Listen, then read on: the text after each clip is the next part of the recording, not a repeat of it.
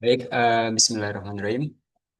Assalamualaikum warahmatullahi wabarakatuh. Selamat malam semuanya, teman-teman.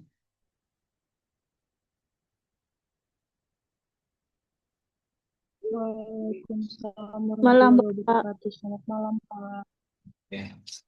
Cukup jelas suara saya? Jelas, Jelas, Pak. Pak. Jelas, Pak. Kirain saya ngomong sendiri tadi. Baik, kita ketemu lagi di sesi yang keempat setelah UTS atau sesi yang ke-12 ya. Jadi hari ini kita lanjutin mata kuliah saya, salah satunya yaitu aplikasi perangkat lunak rekam medis di fasilitas kesehatan. Karena hari Kamis tanggal merah ada hari perayaan hari besar saudara kita Nasrani kalau nggak salah itu apa sih itu? Oh ya, kenaikan Isa Al-Masih. Jadi saya dikonfirmasi oleh PIC kelas ini supaya kalau ada penggantian bisa enggak Pak? Akhirnya bisa dan saya coba cari jadwalnya ternyata malam ini kita bisa ketemu di sesi kali ini ya. Jadi kita langsung saja karena waktu sudah banyak terkuras karena kondisi saya tadi troubleshoot. Jadi kita mau belajar apa? Kita mau belajar tentang ini dia. Nggak banyak, tapi nanti kita porsi prakteknya kita banyakin deh. Mana ini? Oh ini dia. Eh, Slide.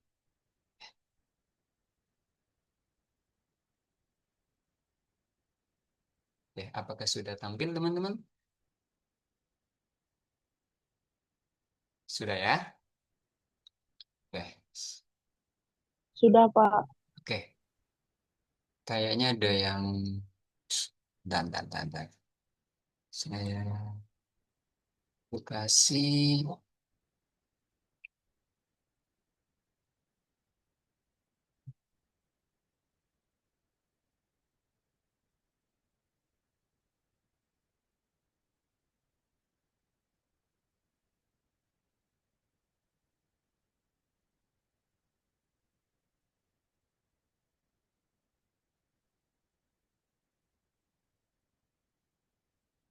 Oke.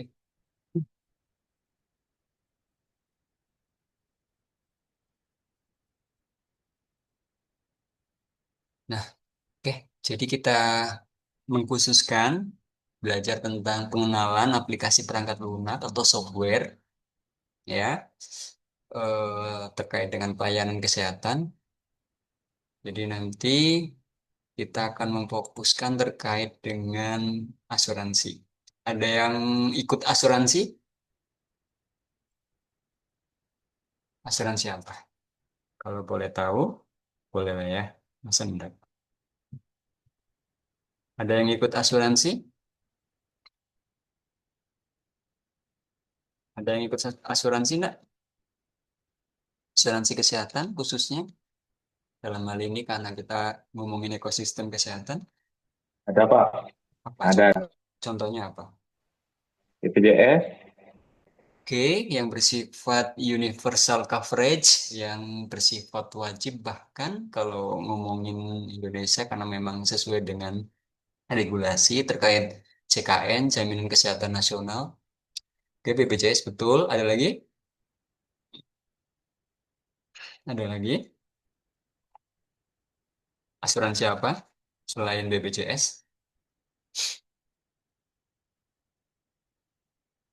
Apa lagi? Jasara Harja, Pak. Jasa Raja. Oke, berarti ada dua sudah. Ada lagi? Banyak soalnya. Harusnya teman-teman bisa mengutarakannya di forum ini. Apalagi tadi sudah ada BPJS.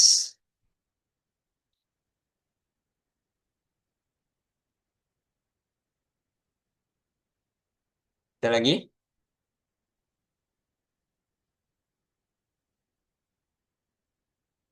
BPJS ini ada dua loh, Askes teman. tuh, Askes tuh Pak, gimana tuh Pak? Apa? Askes, Oke, sebentar saya tambahkan.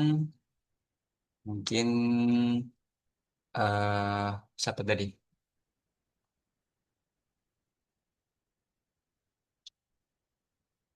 Wahyu ya, Wahyu, Wahyu, Wahyu ngomonginnya Askes ya, Askes.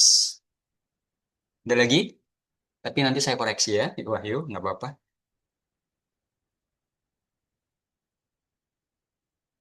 Ada lagi?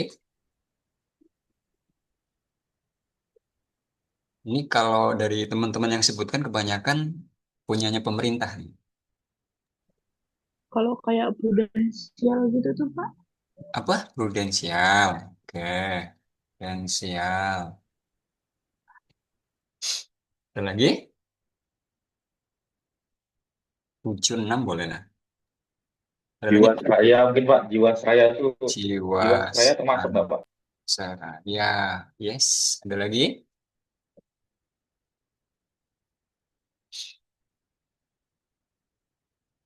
Kalian harus wawasannya luas ya. Karena ngapa sih Pak kita belajar ini gitu? Karena masing-masing punya karakteristik dan peruntukannya. Terus bahkan nanti teman-teman harus bagaimana mengelola rekam medis untuk kebutuhan asuransi. Ada lagi? Asuransi beasiswa, Pak. Mohon maaf, bisa diulang? Beasiswa? Asuransi Tenaga beasiswa, kerjaan, Kak. Pak. Tulisannya gimana ya? Ya, Beasiswa? Gini? beasiswa. Ada ya? Iya, Pak. Kayaknya salah maksud deh kamu. Kalau beasiswa bukannya pembiayaan Ada, untuk Pak. pendidikan ya. Kalau kita ngomongin di sini kita sekupnya yang kesehatan. Ya, saya persempit dulu.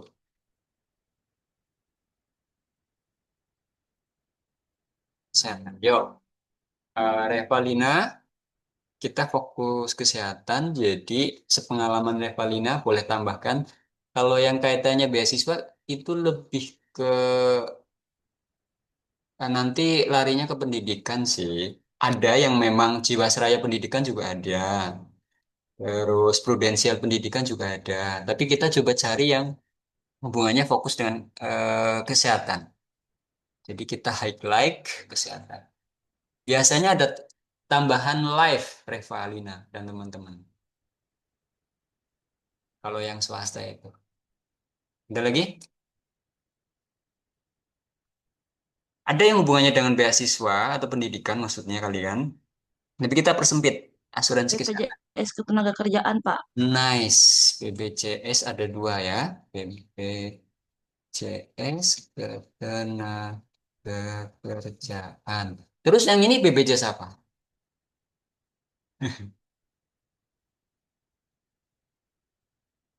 Ayo, insek kalian harus diperluas. Wawasan kalian harus diperluas.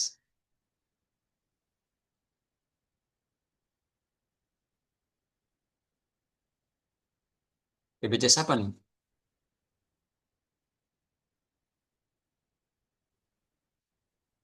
BPJS apa nih?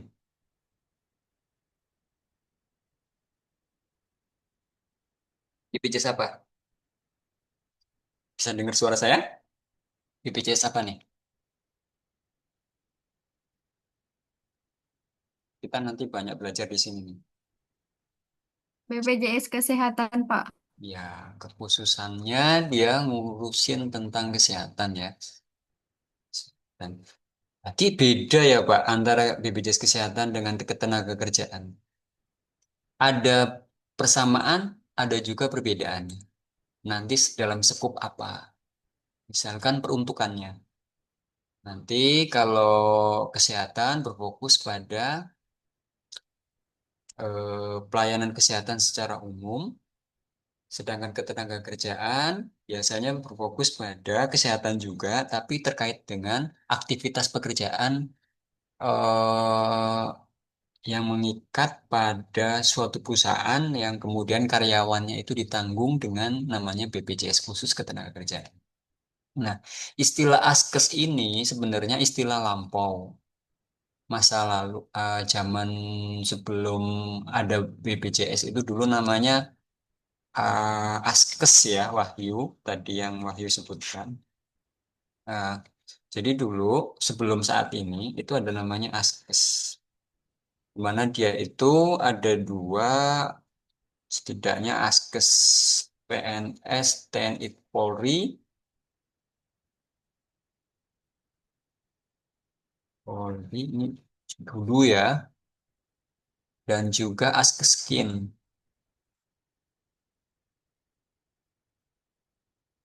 asuransi kesehatan masyarakat miskin ya. Eh, Kalimatnya itu memang di awal-awal agak cenderung diskriminatif ya. Makanya seiring waktu nanti ini Askeskin diubah menjadi BPJS Kesehatan aja. Terus nanti terminologinya diturunkan dalam bentuk yang apa istilahnya, tergantung jenis pembayarannya, apakah dia iuran mandiri atau dia ditanggung oleh tempat kerjanya, atau dia misalkan bantuan dari pemerintah. Kayak programnya presiden kita yang ketujuh, siapa? Presiden kita yang ketujuh? Pak Jokowi. Masanya Pak Jokowi ada namanya Kartu Indonesia Sehat gitu kan. Gitu. Kita soal produk-produknya nggak usah kita terlalu berdalam, minimal hal-hal utamanya teman-teman tahu. Jadi bahwasanya kalau ngomongin asuransi kesehatan ini setidaknya teman-teman sudah menyebutkan yang ada ini betul, ada BPJS Kesehatan. Ini yang dulu ya. Kalau yang ini yang lama. Kalau sekarang difokuskan kalau terkait dengan asuransi kesehatan yang dimiliki oleh pemerintah, salah satunya BPJS Kesehatan. Sebetulnya gini, program BPJS ini merujuk pada namanya JKN, Jaminan Kesehatan Nasional. Jaminan Jaminan Kesehatan Nasional. Ya, ini bersifat semesta,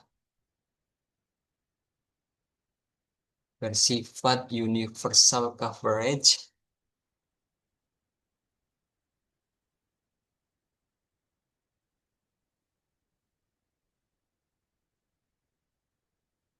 Jadi dia mencakup semua seluruh warga Indonesia. Ya, untuk seluruh WNI. Seluruh WNI maupun WNA, tapi dengan syarat dan ketentuan ya, yang bekerja di Indonesia contohnya gitu. Tapi umumnya WNI dulu deh kita fokuskan. Eh, Universal coverage ini maksudnya apa, Pak?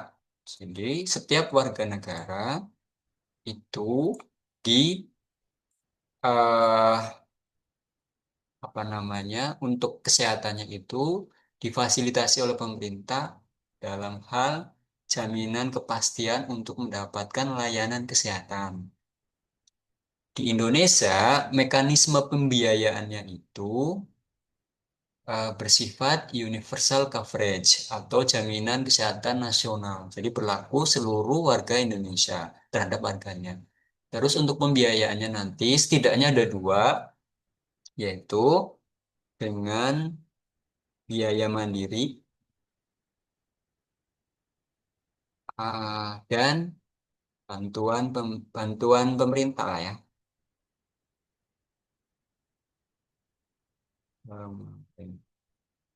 Bantuan pemerintah. Biasanya melalui apa namanya, seleksi dulu ya, atau penentuan kriteria dulu, misalkan untuk keluarga atau masyarakat yang tidak mampu secara regulasi atau peruntukannya. Namun di fakta lapangan nanti nggak usah kita bahas lah. Itu soalnya memang cukup kompleks mengingat di lapangan nanti ada orang kaya kok pakai eh, apa BPJS yang bantuan pemerintah ya, padahal itu untuk masyarakat yang tidak mampu bahasanya gitu. Kan disubsidi oleh BPD. Tapi gini, andai kata negaranya sudah mampu, sebetulnya universal coverage ini harusnya berlaku sesuai namanya, Jaminan Kesehatan Nasional, ya dong. Jadi semua warganya, kayak misalkan negara tetangga kita, Brunei Darussalam itu, CKN-nya, Jaminan Kesehatan Nasional itu semua warganya, dari presiden sampai, mohon maaf, sampai pemulung, itu mendapat jaminan kesehatannya. Kalau negaranya mampu, kalau di Indonesia ini hybrid ya, kombinasi antara hybrid ya, antara mandiri, hybrid, pembiayaan. Nah, itu cukup tahu saja. Ini nanti kok di Indonesia kita ada yang BPJS-nya harus bayar sendiri ya, gitu kan. Banyak meneliti lapangan. Nah, itu setidaknya untuk yang teman-teman perlu ketahui. Nah, terus apa BPJS Ketenagakerjaan? Oh iya, saya tambahkan. BPJS ini singkatan apa sih? Ini lembaganya ya teman-teman. BPJS itu sebetulnya lembaganya. Sedangkan nama programnya adalah JKN. Jaminan Kesehatan Nasional.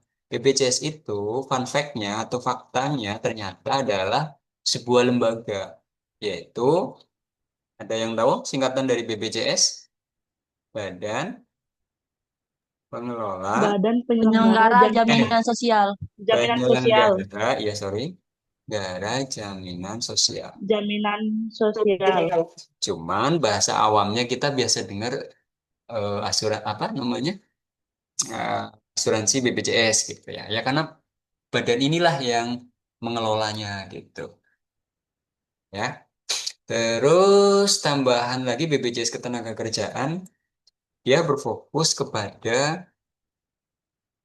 para tenaga kerja, ini ya, tenaga kerja yang dinaungi oleh suatu perusahaan. Suatu perusahaan. Misalkan teman-teman nanti jadi pengusaha, walaupun jadi mereka medis, ternyata punya usaha kuliner misalnya. Yang kalau tidak salah itu ada syarat minimal ya, jumlah karyawannya berapa gitu.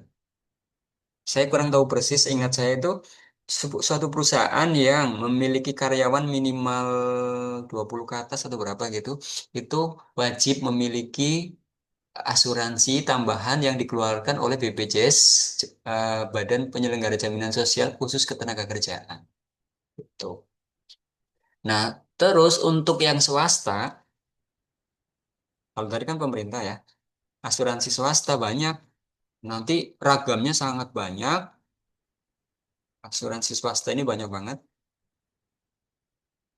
Beda-beda, tapi setidaknya esensinya sama. Contohnya teman-teman tadi, oh ini yang jasa raja masih pemerintah ya, karena dia BUMN. Nah, kalau jasa raja ini kekhususannya untuk apa? Asuransi apa? Ada yang tahu? Untuk yang lalu lintas gitu, Pak. Ya, khusus kecelakaan lalu lintas atau untuk jaminan para pengguna apa transportasi ya. Khusus jaminan dengan khusus untuk pengguna transportasi. Berarti kalau ngomongin transportasi apa aja yang ditanggung oleh jasa raja? Yang memenuhi syarat dan ketentuan. Darat, udara, laut, air ya. Nanti pokoknya semua transportasi yang ada di Indonesia. Karena ngomongin Indonesia. Nah, itu yang pemerintah. Kalau yang kesehatan, asuransi kesehatan swasta banyak ya. Biasanya ada tambah-tambahan imbuhan life. Contohnya saya tambahin lagi di sini. Misalkan eh, nggak nyebut merek nggak apa-apa. Yang penting paham konteksnya. BNI Life. Yang terus Jiwasrayanya kalau nggak salah Jiwasraya Life. Karena nanti kan Jiwasraya Pendidikan juga ada kan. Prudential Life. Penandanya biasanya gitu. Berarti khusus untuk kesehatan ya teman-teman. Dan lain-lain. Nah, dari semua asuransi ini, apa hubungannya dan kenapa kita harus belajar? Intinya nanti teman-teman pada saat jadi PNIK akan menjadi fasilitator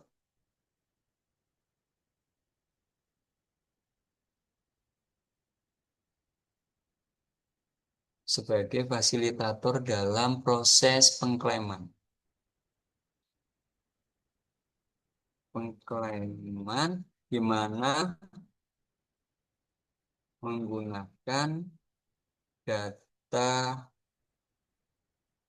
rekam medis pasien.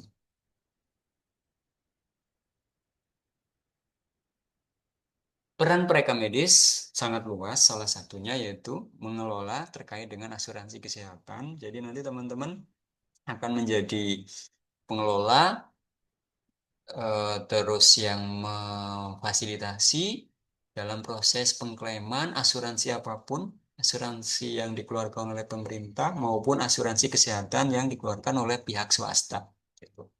Bentuknya dalam hal apa?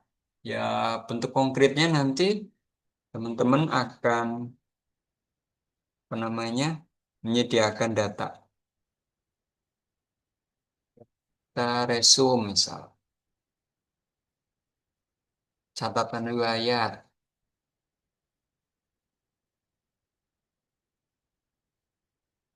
terus billing pasien, karena nanti terkait dengan pembiayaan kan. Nah, dalam prosesnya teman-teman ini juga berperan sebagai validator. Kenapa validator? Karena setiap pengguna asuransi itu pasti kan punya ID ya. Benar enggak? Dia ini memiliki kartu BPJS. Benar enggak? Dia memiliki ID asuransi prudensial. Benar enggak? Dia ini memiliki apa namanya? eh,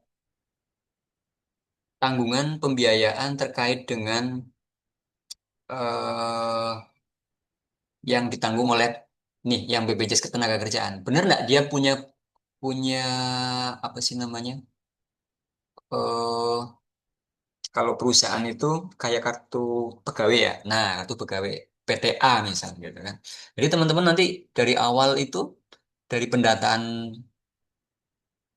pasien yang meminta data, permintaan data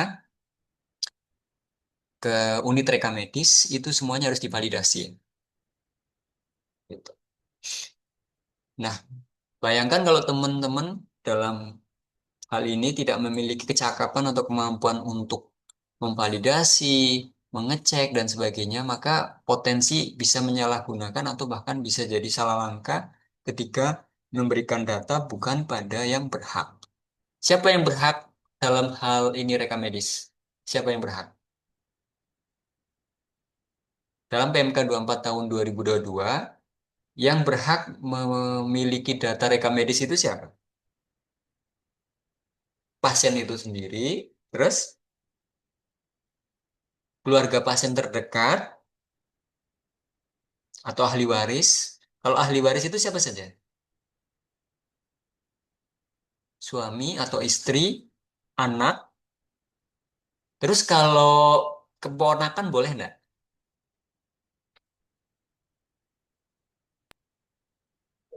Nggak boleh, Pak. Nah, rawan memang. Kalau ngomongin keponakan nanti itu kan bukan keluarga inti.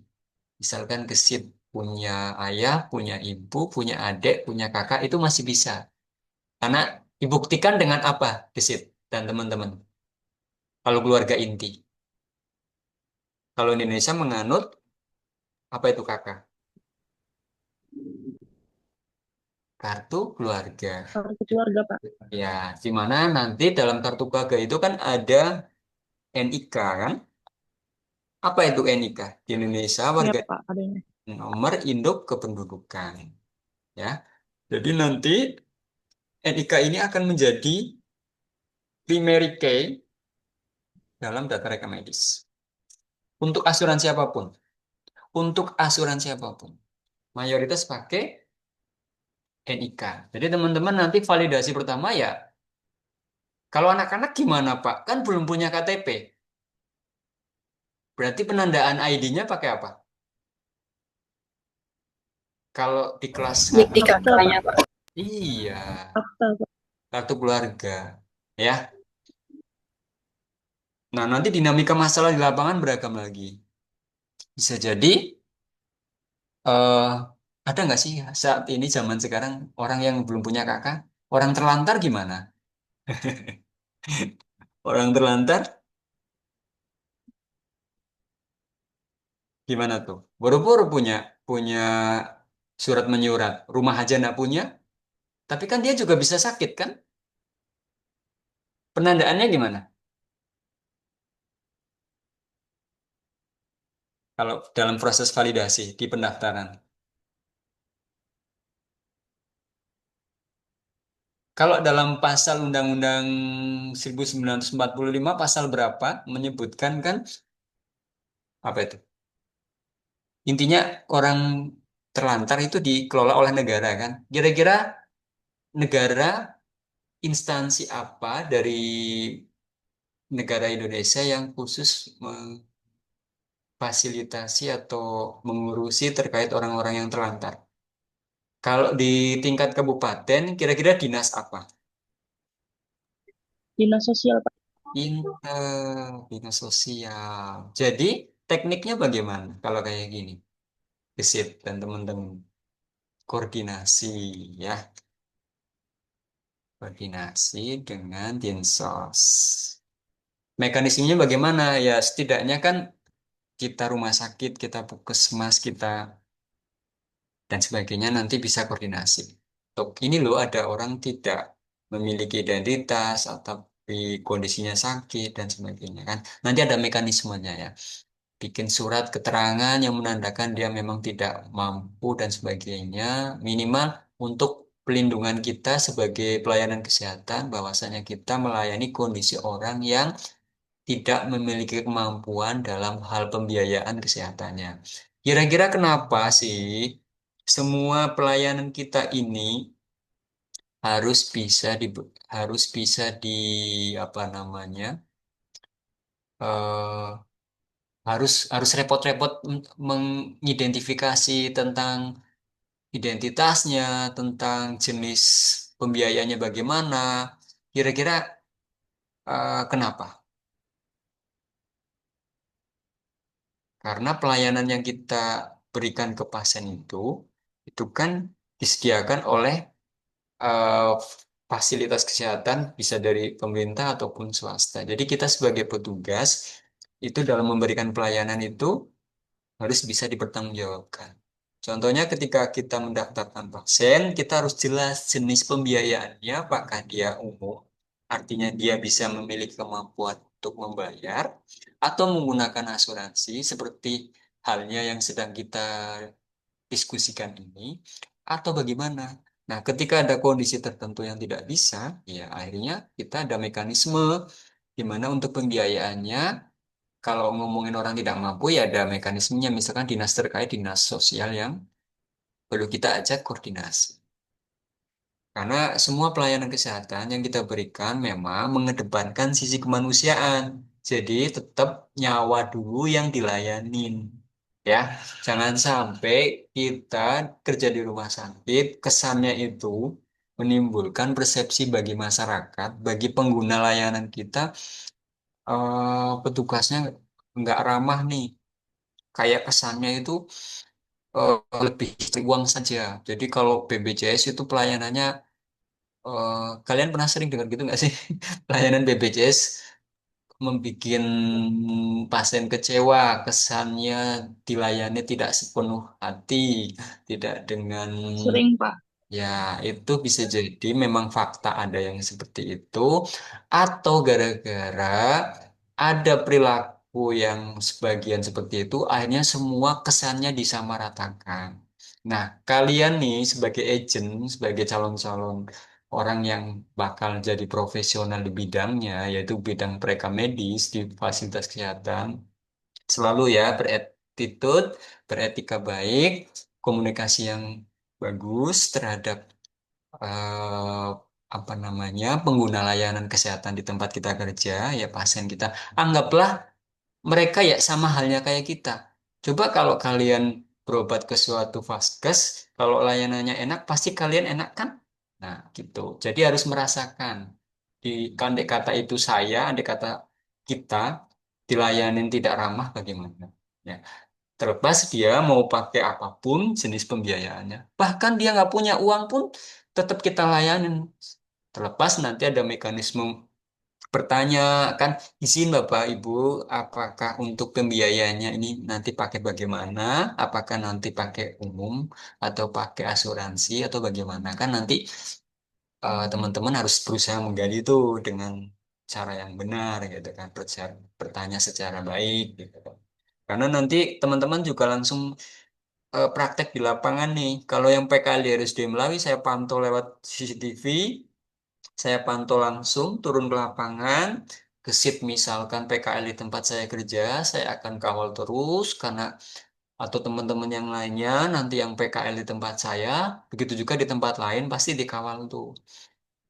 Kalian tetap mengedepankan sisi kemanusiaan, pada saat bersamaan kalian belajar bagaimana melayani administrasi sesuai dengan aturan. Karena aturan terkait asuransi ini banyak banget, terutama di proses validasi. Ya, jangan sampai salah orang, jangan sampai juga merugikan tempat kalian PKL atau bekerja. Ya, contohnya validasi yang potensi menimbulkan kesalahan apa kira-kira?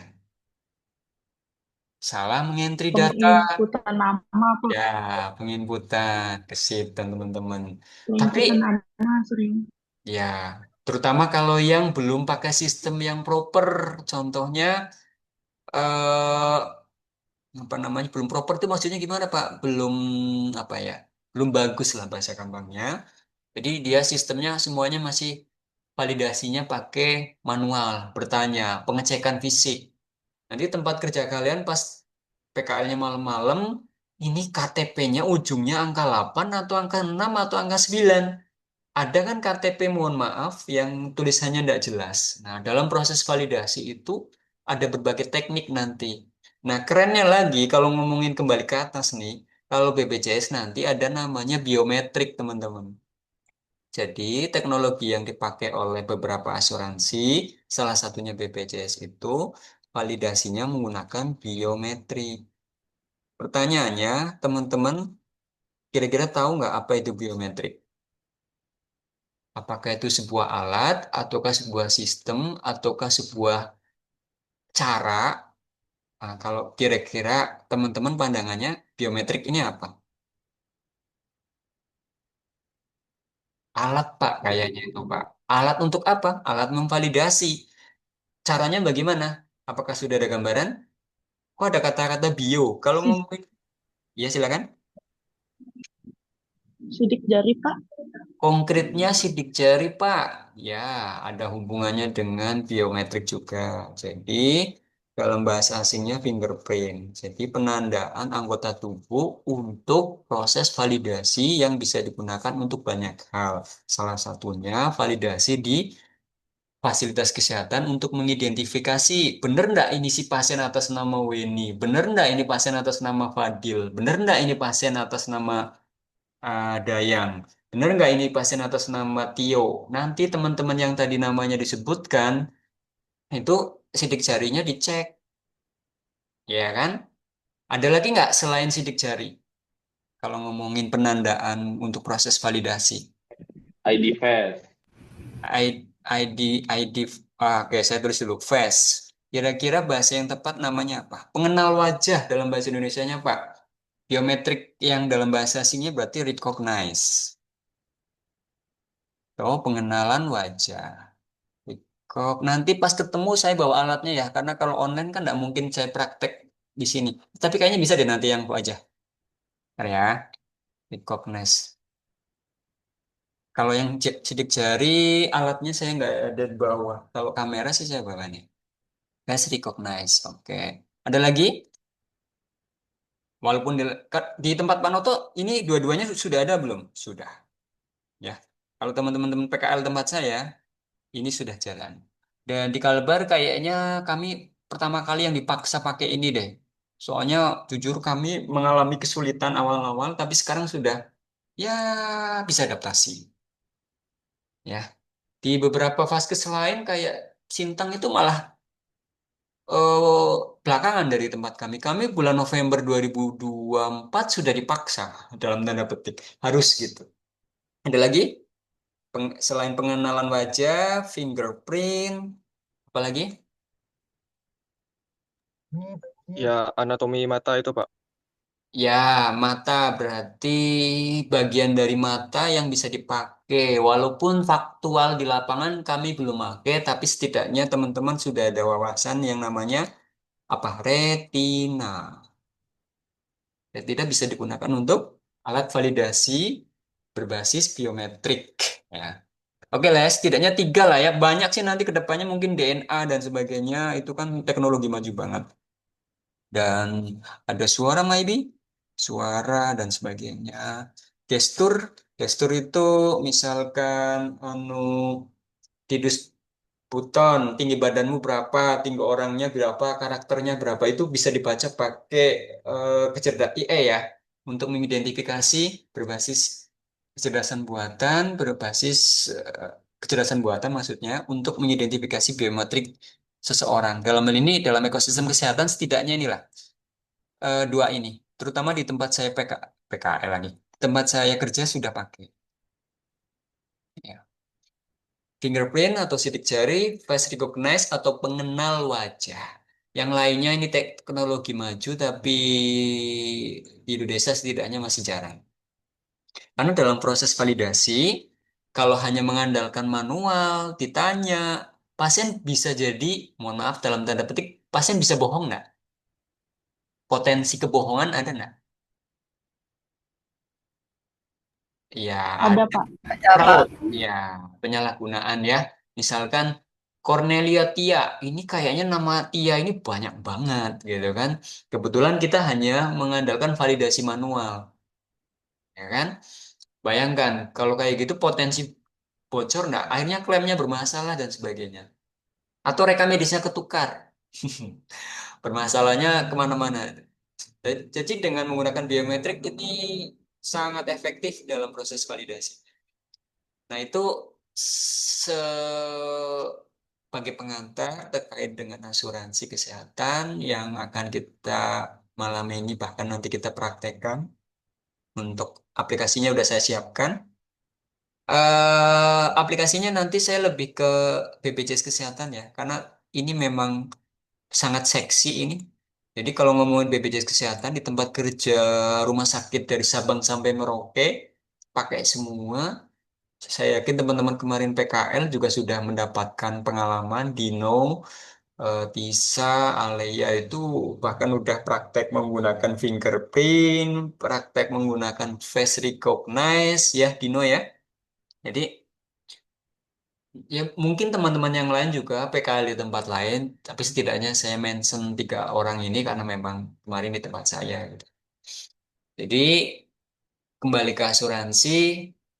Apa sih yang akan kita perdalam lebih lanjut? Jadi ada konsep namanya reimbursement.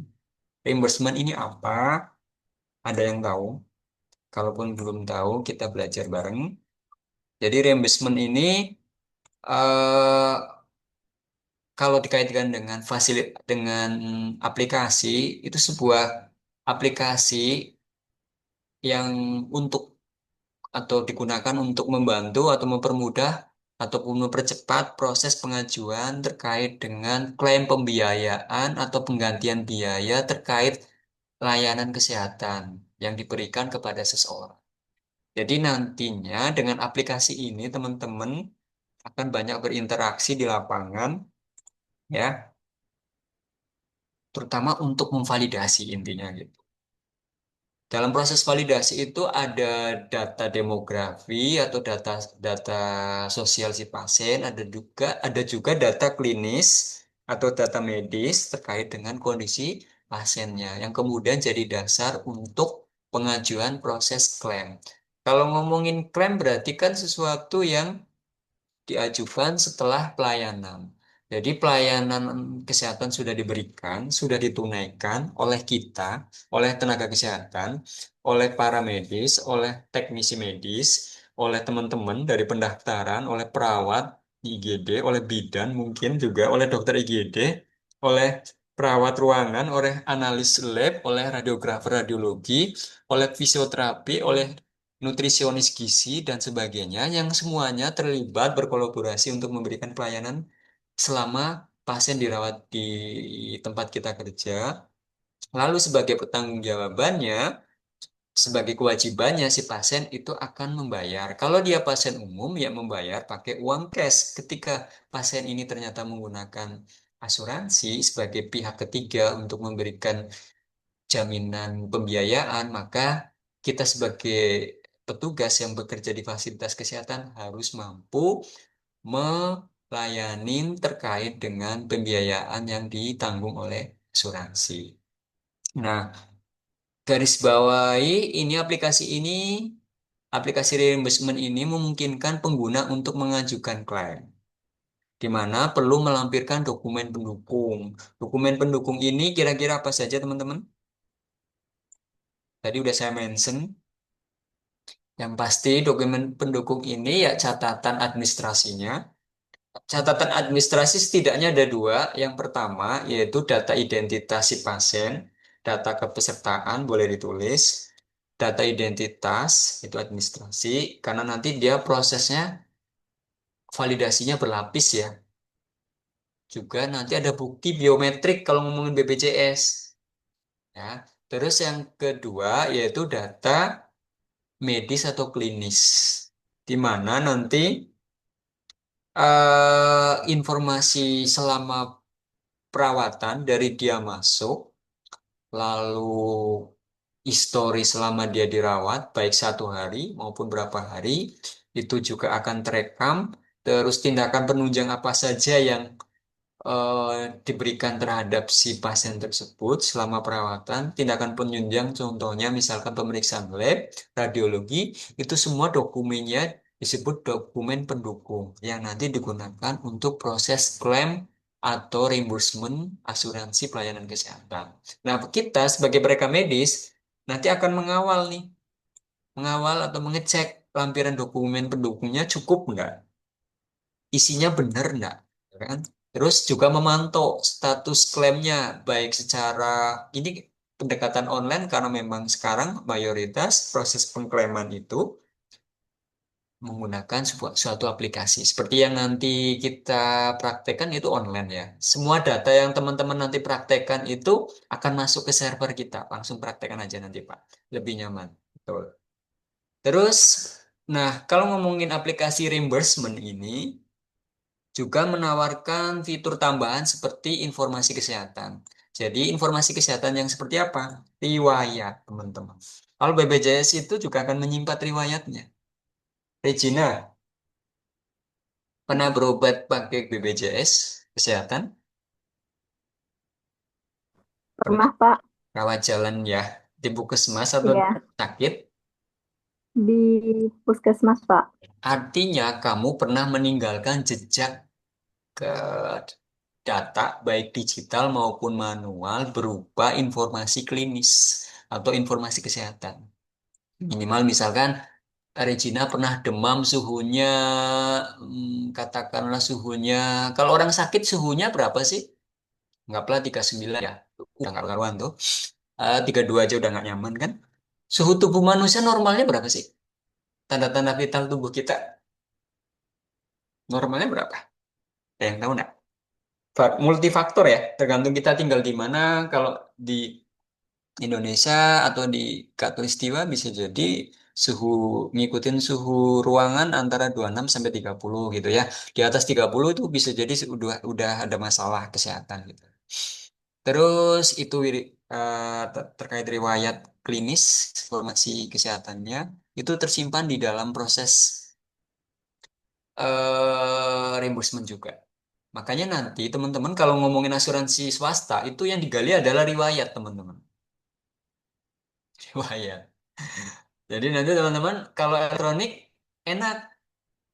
Kalau saya dulu ya Allah, ngurus asuransi itu bisa berhari-hari karena harus mencari, mengumpulkan data 10 tahun terakhir kira-kira gimana teman-teman? Harus cari kerak, ya.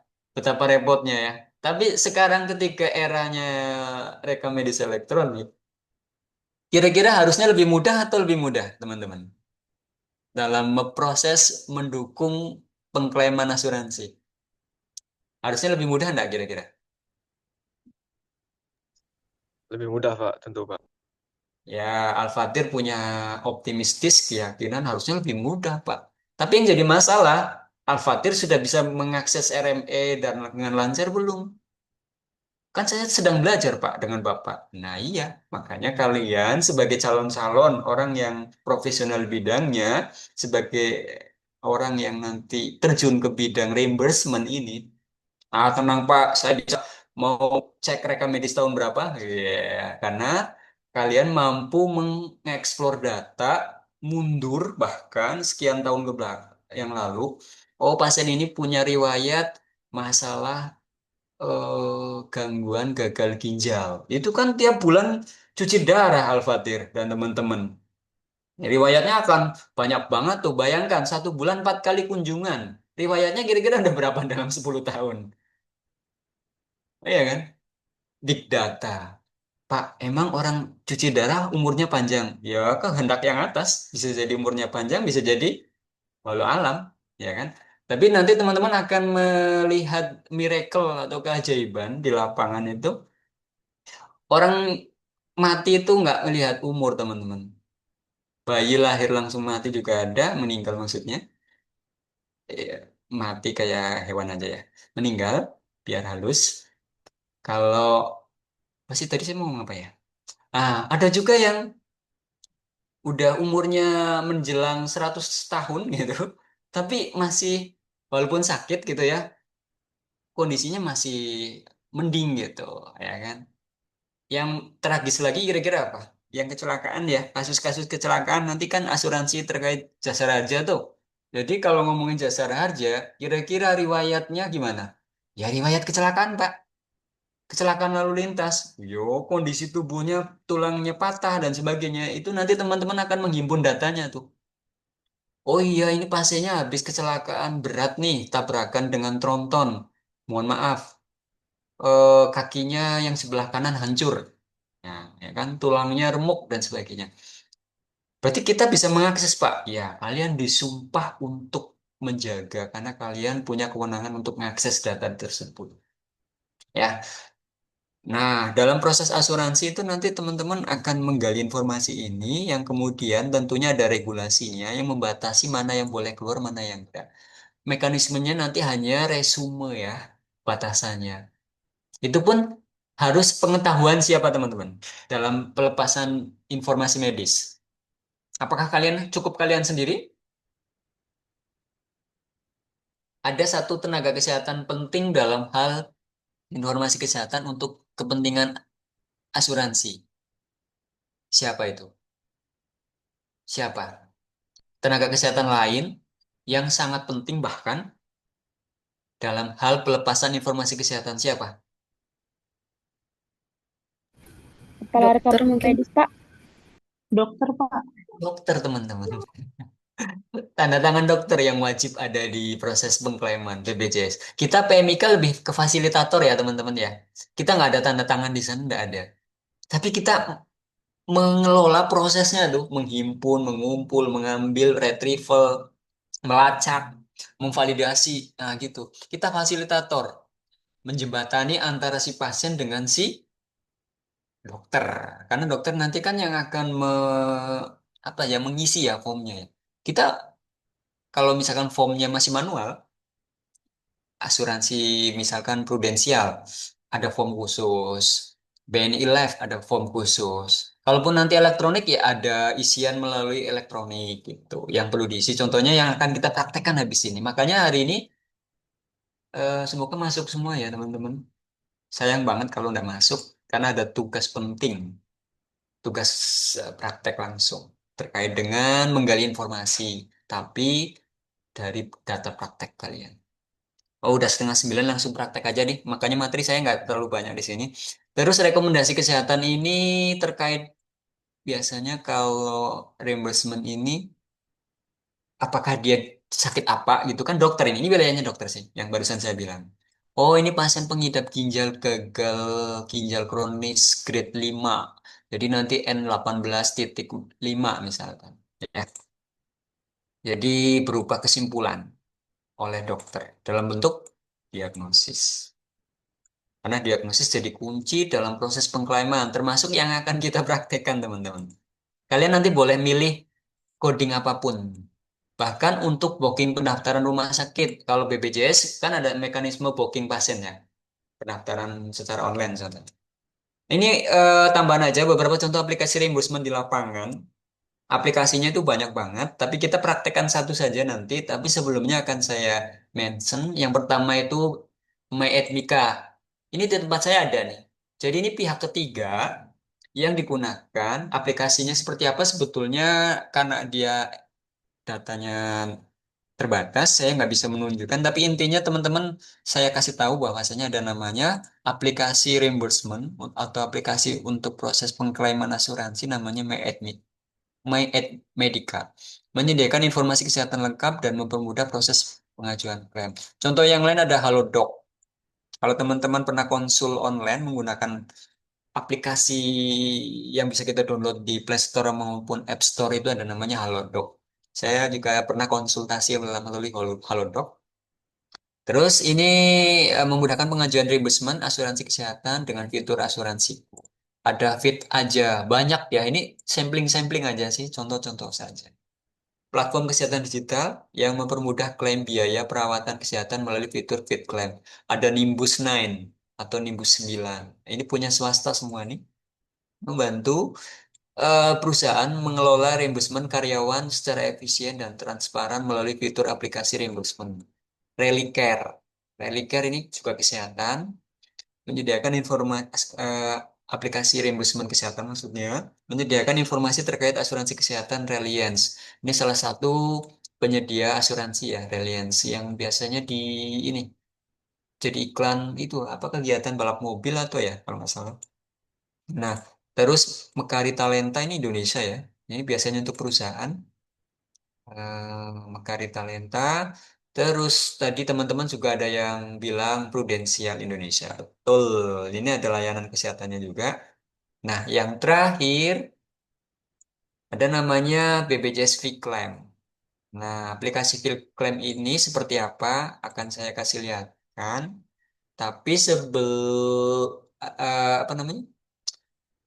Nggak bisa kita praktekkan Viclaim secara langsung. Ya, visualisasikan aja. Sebentar.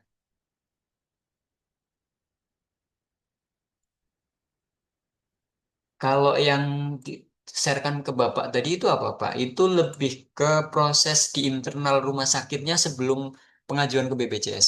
Kalau yang saya mau tunjukkan ini adalah punyanya anu apa nama? Punyanya pihak BPJS. Mana ya? Oh ya ini dia.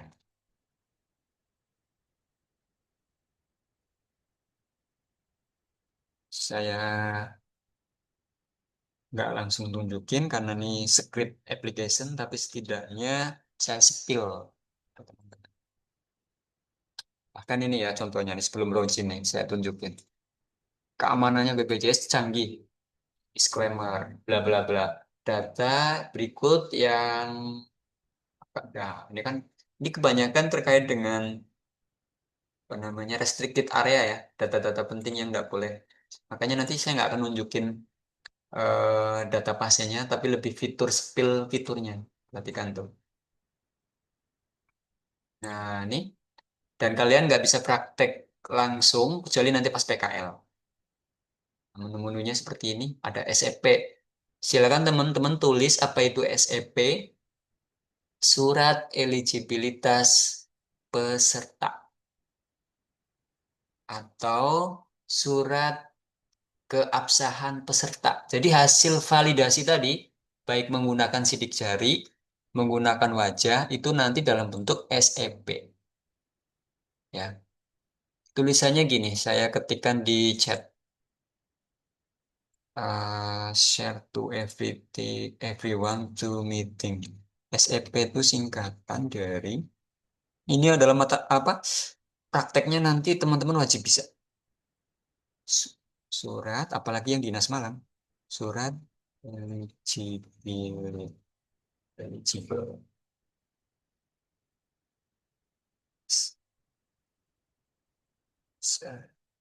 Itu lihat di chat, jadi keabsahan.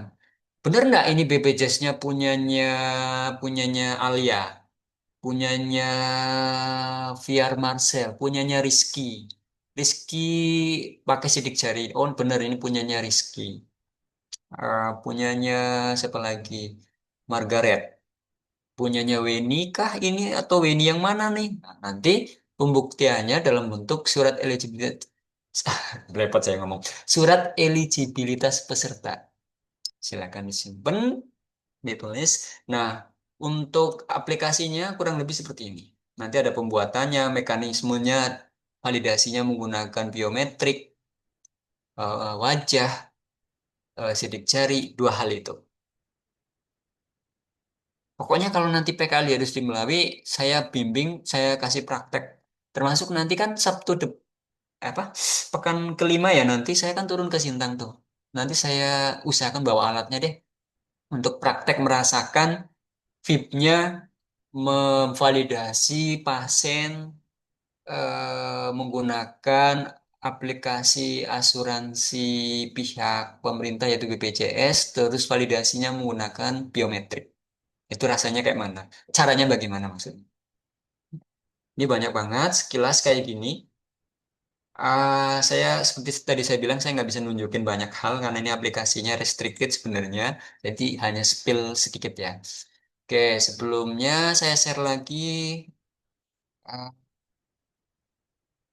untuk biometriknya seperti ini teman-teman.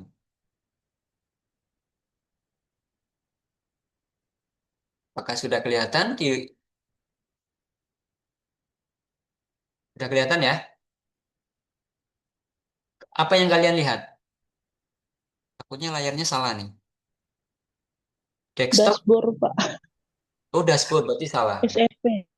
Ya, salah share. Saya mau share screen 2 berarti. Nah, nih ada namanya aplikasi sidik jari. Terus ada namanya aplikasi Vista. Vista ini untuk, bentar saya pasang kamera deh.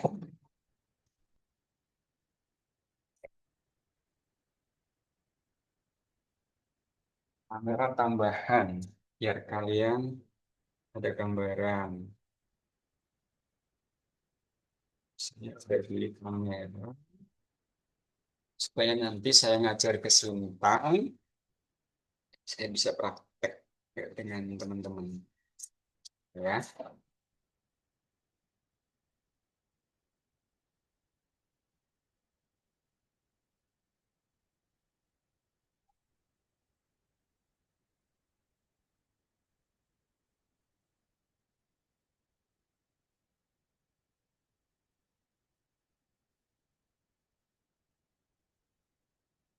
Oke. Oh, berarti yang untuk ini saya matikan dulu ya. Mana sih ini? Kamera saya geser ke Droids. Oke. Kita lihat. Ini aplikasi Frista BBJS. Dia adalah biometrik berbasis face recognize atau pengenal wajah. Semoga nggak gangguan. Kalau yang sidik jari, alatnya harus ada ya kan saya di rumah. Saya nggak bisa nunjukin. Paling sepil sedikit menunya kayak apa nanti. Aduh, nggak bisa ya. Agak nge-lag karena dia memang berbasis online. Studi kasusnya nanti biasanya kalau wajah itu, nah ini yang kerudung, Weni, Rika, Aryan, mana nih? Alia, Dayang yang berkerudung. Itu pengalaman kami di lapangan itu gagal baca wajah. Ada yang bisa menerka nggak? Kira-kira kenapa? Yang berkerudung Dayang terus mana nih? Eh, Alia, Weni. Kenapa kalau Gesit, Revalina, kenapa kalau dibaca pakai pengenal wajah itu sering gagal? Kira-kira bisa argumen? Ini kayaknya sistemnya error ya. Bentuk mukanya jadi berbeda, Pak. Beda ya. Nah, Beda jadinya, Pak. Yang bulat Tertutup jadi jilbab nebula. kayaknya, Pak. oke, Gesit berargumentasi Ekspresi, Pak. ekspresi mungkin, oke, ya artinya ada beberapa variabel ya. Pertama, Gesit bentuk mukanya agak beda, biasa jadi dulu si Gesit waktu foto di bikin KTP di Dukcapil, pas foto itu belum pakai kerudung, oke, kan ada yang berubah tuh. Lalu pas foto, eh sekarang sudah pas berobat ke rumah sakit sudah pakai kerudung. Jadi mesin pembaca wajahnya itu seolah-olah tidak mengenalin wajah yang datanya ada di Dukcapil dengan data saat ini. Gagal tuh. Itu betul, kesit. Alasan yang pertama. Variabel yang kedua, Revalina tadi cahaya mungkin Pak. Betul. Jadi kalau orang pakai kerudung itu Bukan cenderung bukan cahaya, Pak. Saya jawab tadi, Pak. apa? Karena kan wajahnya mungkin tertutup jilbab, Pak. Oke lah, esensinya tertutup jilbab itu kan mempengaruhi pencahayaan. Jadi studi kasus kami di lapangan, karena saya orang lapangan, biasanya mohon maaf kalau yang pakai kerudung itu cari cahaya cukup, nanti baru bisa kebaca dia. Angle-nya itu agak tricky lah, agak ribet dalam proses pengambilan biometrik. Untungnya si BPJS ini boleh pilih salah satu, boleh pakai wajah, boleh pakai sidik jari. Silakan dipilih mana yang paling efektif. Tapi banyak kasus juga yang pakai sidik jari gagal. Kira-kira kenapa pasien di sidik jarinya gagal? Lagi-lagi anatomi. Tadi kalau nggak salah dia ngomong anatomi ya, bukan ya? Atau siapa? Itu saya. Ini kayaknya error deh aplikasi saya. Kalau sidik jari tidak kebaca, kira-kira penyebabnya apa? Bekas luka mungkin, Pak. Pintar. Banyak kasus orang masuk ke IGD tangannya berdarah-darah, habis kelindas. Gimana mau diambil sidik jarinya? Tapi BPJS nggak mau tahu. Pokoknya harus diambil biometriknya. Wajib masalahnya. Jadi gimana kalau sidik jarinya nggak bisa diambil? Ya pakai wajah tadi. Kita Pakai usahakan. sidik muka, Pak. Iya, face Ya. recognition tadi. Gitu ya. Nah, kalau dia mengalami kecelakaan terus mohon maaf, anatomi wajahnya juga terganggu. Jadi gimana solusinya? Ya sementara ketika hanya dua ada aplikasi itu, sementara kita bikin berita acara, kita foto tuh teman-teman. Pakai kamera biasa, bikin berita acara kalau ada kondisi pasien darurat yang tidak masuk kriteria untuk divalidasi menggunakan biometrik. IGD ini adalah wilayah yang paling tricky atau wilayah yang paling unik karena beragam situasi. Kalau rawat jalan masih aman lah, ya kan? Orang IGD datang kondisi nggak sadarkan diri, mau diam. Yang paling lucu terakhir adalah saya pasien orang gila, mohon maaf, pasien dengan gangguan jiwa. Kira-kira gimana mau ngambil sidik jarinya? Kalau teman-teman tugas di loket, suruh yang cantik-cantik gitu kalau cowok, kalau pasiennya cowok. Kalau yang pasien ODGJ-nya orang gilanya cewek, berarti suruh si yang cowok-cowok nih, Adi, Fiar, Rizky, Alfatir, and the gang lah, teman-temannya semua yang merasa ganteng. Ayo, itu ada pasien orang ODGJ cewek, ambil sidik jarinya. Siapa tahu dengan Alfatir mendekat dia mau gitu kan? Jadi nanti unik ketika teman-teman bekerja di bagian RM khususnya di pendaftaran terus menggunakan aplikasi biometrik untuk kepentingan reimbursement pengklaiman asuransi ya. Ini mohon maaf kayaknya aplikasinya lagi something, dia nggak bisa nunjukin. Saya coba sekali lagi kalau masih gagal ya wes. Ini yang sidik jari kebuka nih. Bentar ya. Saya geser dulu.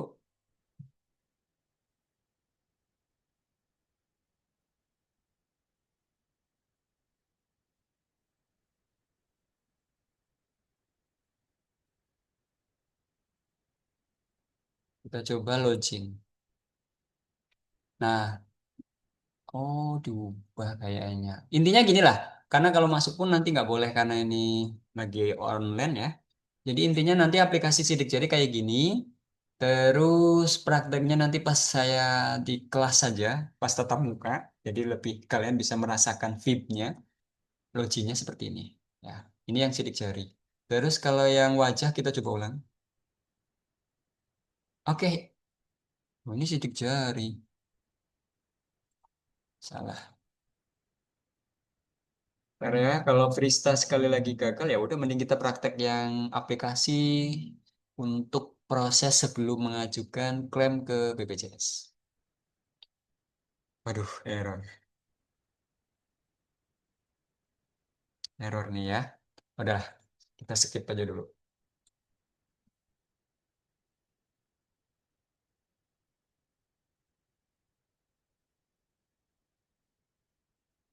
Kembali ke materi tadi sedikit lagi, satu lembar lagi. Nah, ini BPJS Vclaim tadi tampilannya udah, terus validasi berbasis biometrik, aplikasi tampilannya kurang lebih udah saya sepil, terus nanti praktek konkretnya pas saya datang ke kelas. Terus habis ini kita praktek aplikasi khusus untuk proses pengklaimannya, di mana manfaatnya untuk apa sih menggunakan aplikasi reimbursement ini setidaknya ada beberapa yang bisa kita kutip dari beberapa referensi. Yang pertama yaitu pengajuan klaim. Nah, pengajuan klaim ini nanti kita akan praktek menggunakan aplikasi namanya e-claim. Malah kehapus lagi. Aplikasi e-claim. Seperti yang teman-teman sudah coba ngakses, ada yang berhasil tadi ngakses aplikasi klaim? Passwordnya udah saya bagikan ke grup ya. Jadi aplikasi klaim ini digunakan untuk pengajuan klaim khusus apa? Khusus rumah sakit. BPJS, Pak. Ya, pasiennya BPJS, tapi pelayanannya di rumah sakit. Untuk pasien BPJS Kesehatan. Soalnya BPJS Ketenagakerjaan beda lagi ya. Terus kalau di di Puskesmas bukan pakai iklim. Dokter praktek itu pakai namanya piker.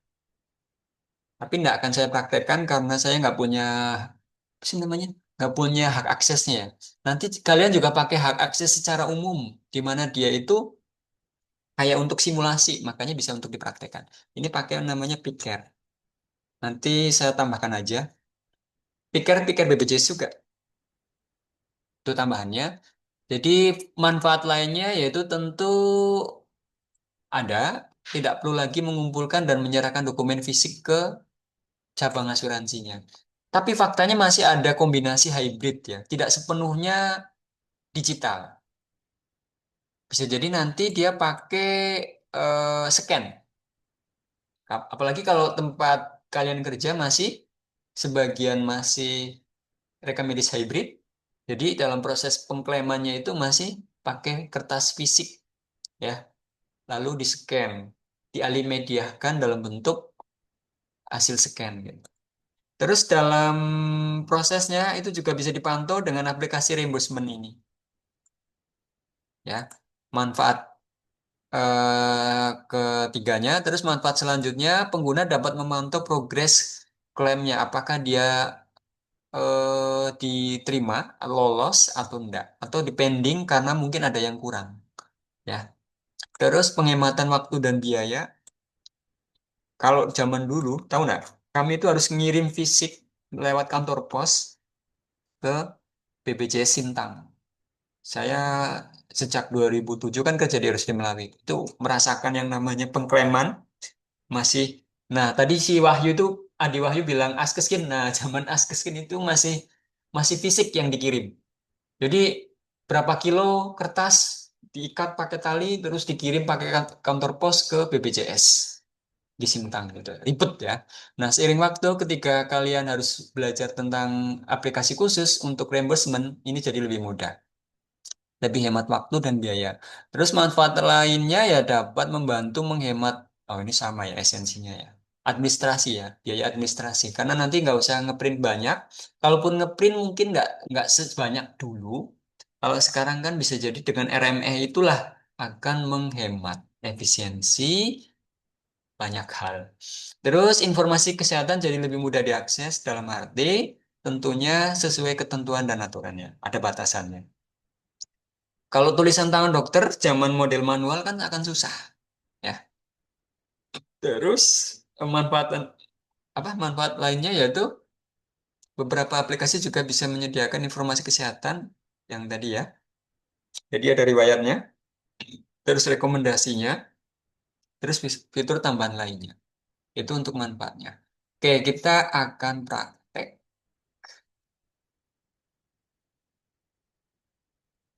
Kita praktek menggunakan aplikasi iklan.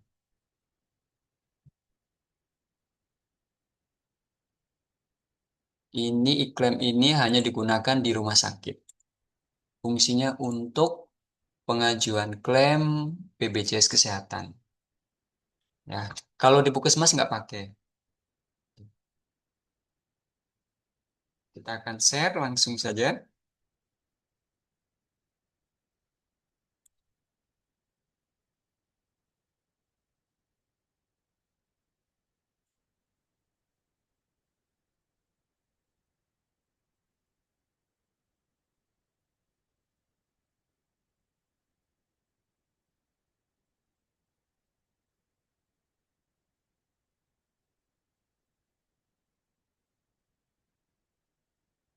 Oke, saya share. Silakan teman-teman kalau yang bisa ngakses lewat HP atau laptop, udah pada login? Seperti ini teman-teman. Udah pada login ya? Sudah, Pak. Oke. Nah, kalau saya pakai akun sendiri, kalian pakai akun yang udah saya bagikan. Kita mau mulai dari mana? Jadi sebelumnya saya kasih pengantar. Ini saya share ulang lagi, tapi pakai skin 2, screen 2 maksudnya. Jadi aplikasi IndaSBG itu aplikasi yang disediakan oleh Kementerian Kesehatan, yang digunakan oleh setiap rumah sakit. Ini websitenya Kemenkes terkait IndaSBG. Di sini nanti ada banyak informasi, linknya saya masukkan ke materi nanti. Di sini ini lebih ke kayak ada update atau dan sebagainya, kegiatan pelatihan gitu kan. 5 jenis fraud di Amerika. Ini 15 jenis kecurangan ketika menggunakan aplikasi yang semacam atau yang mirip dengan iklan. Ya, ini hal teknis bisa teman-teman nanti dibaca. Jadi nanti dia digunakan untuk proses pengklaiman asuransi BPJS Kesehatan yang ada di rumah sakit yang bekerja sama dengan pihak Badan Penyelenggara Jaminan Sosial atau BPJS, khususnya BPJS Kesehatan. Jadi di sana untuk mencegah kecurangan, untuk eh, mencegah hal-hal yang tidak sesuai regulasi. Makanya dengan aplikasi ini bisa digunakan untuk efisiensi dan efektivitas dalam proses pengklaiman. Tapi kita sedikit belajar ya. Jadi karena kita mengadopsi aplikasi ini sebetulnya dari Amerika, jadi kita belajar ke Amerika awal implementasinya. Jadi di Amerika sana itu berangkat dari pengalaman mereka, itu ada 5 jenis penipuan Kenapa ini disebutkan kata penipuan? Karena kecurangan itu di bidang kesehatan juga ada. Contohnya ya, kalau dari sisi pasien, pasien itu bohong. Dia menggunakan kartu BPJS punya orang lain. Contoh konkretnya seperti itu. Kalau dari rumah sakit bisa curang nggak? Bisa ya. Misalkan dari teman-teman sebagai coder itu ternyata bisa jadi penjahat teman-teman. Makanya kalian ada mata kuliah anti korupsi kan? Nggak tahu semester berapa. Intinya kalian nanti ada mata kuliah anti korupsi karena korupsi itu atau fraud itu atau penyalahgunaan itu atau penipuan itu bisa dilakukan dimanapun. Salah satunya di pelayanan kesehatan terkait dengan proses klaim fiktif misalkan. Ini contohnya di sini ada langsung ditekankan upcoding. Jadi nanti teman-teman akan mengisi aplikasi iklan itu berdasarkan coding penyakit apapun. Nah, coding penyakit itu harus berbasis bukti rekam medis elektronik yang memadai. Contoh, ketika hipertensi itu kan kondisi seorang yang mengalami masalah tekanan darahnya yang melampaui batas normal. Disebut dia hipertensi itu tensinya berapa sih? Ada yang tahu nggak? Tensi normal itu berapa? Kalian pernah bikin EKG? 180 Itu. 120/80 itu tensi normal, Pak. Nah, artinya ketika di atas itu nanti kategorinya tidak normal. Bisa jadi ada istilah prehipertensi atau bahkan hipertensi ekstrim ya. Codingnya apakah nanti I10 ataukah I11 ataukah I50 dan sebagainya. Nah, ketika upcoding ini biasanya menambahkan coding yang tidak sesuai dengan fakta lapangan. Istilahnya gitu ya. Biasanya mengajukan klaim untuk layanan yang lebih parah. Seolah-olah pasiennya parah padahal faktanya tidak. Demi untuk mendapatkan nilai klaim yang lebih tinggi. Bohong, penipuan ya. Berbasis data fiktif. Kalau cloning itu menggunakan sistem electronic health record atau RME untuk secara otomatis menghasilkan profil atau data rekam medis pasien yang lebih rinci supaya harapannya nanti dia dapat keuntungan ya. Dengan kondisi nanti berkas pasiennya yang memiliki pengganda apa data ganda ya. Tapi seolah-olah ganda gitu. Memiliki tapi dia memiliki gejala serupa karena dia mengkloning dari pasien lainnya. Ini kejahatan dalam hal pengklaiman. Di mana-mana ada orang jahat ya. Termasuk di bidang kesehatan juga potensi ada kejahatan. Makanya perlu dicegah dengan berbagai cara, termasuk berbagai sistem atau aplikasi yang nanti kita pakai. Phantom billing ini adalah klaim palsu ya, billing palsu. Padahal habisnya cuma 4 juta, tapi disebutkan 8 juta, 6 juta, dan sebagainya. Ya, apa sih namanya ngampur ya? Ya. Jadi billing ngampur gitu, bohong lah ya. Terus tagihan rumah sakit yang melonjak, ini seolah-olah melonjak. Nah, kalau di Amerika ya mungkin ada biaya-biaya fiktif lah. Ya. Terus pemisahan atau fragmentasi layanan. Misalkan pelayanan yang harusnya cukup dengan sekali langkah, tapi dia dipecah-pecah supaya klaimnya kali sering kali banyak. Itu juga akan ketahuan kalau berbasis sistem. Rujukan mandiri ini maksudnya gimana? Rujukan yang apa ya? Dia ngerujuk ke vaskesnya sendiri, tapi sebetulnya itu tidak diperbolehkan. Maksudnya gimana ya? Contohnya gini, agak tricky sih kalau teman-teman mempelajarinya. Dia merujuk tapi yang tidak sesuai aturannya gitu loh. Intinya dia menyalahgunakan alur. Nah, rujukan yang tidak semestinya. Gitu. Penagihan ulang ini misalkan pasien sudah diklaim, tapi dia diklaim ulang.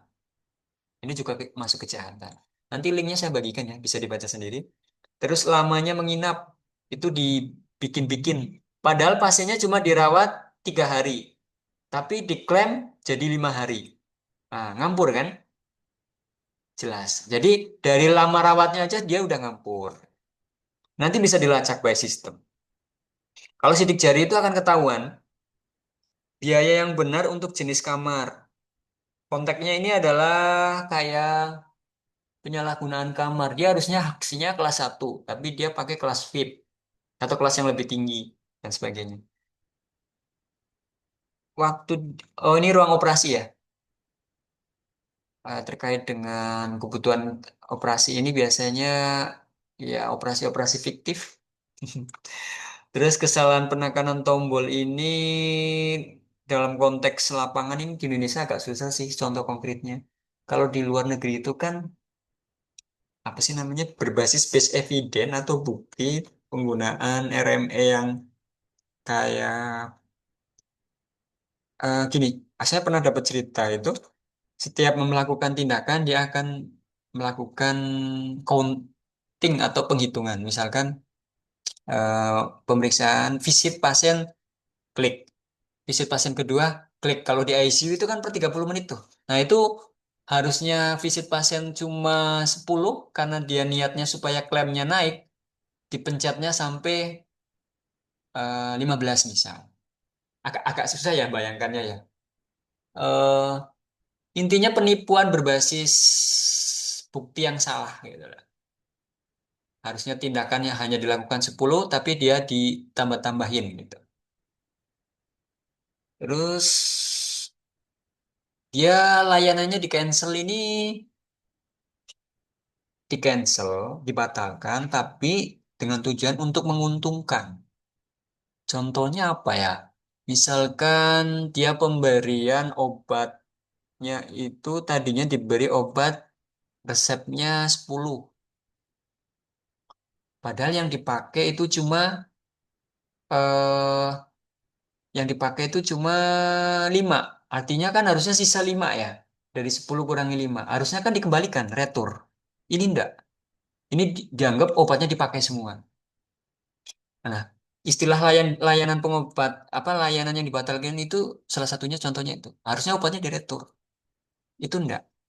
Jadi lagi-lagi penyalahgunaan berbasis layanan.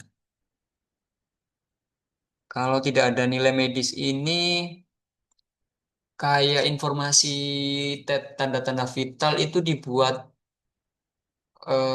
bohong juga. Contohnya apa ya? Berat badan. Kalau pasien dengan kasus obesitas, apa itu obesitas? Pasien di mana berat tubuhnya over ya, berlebih.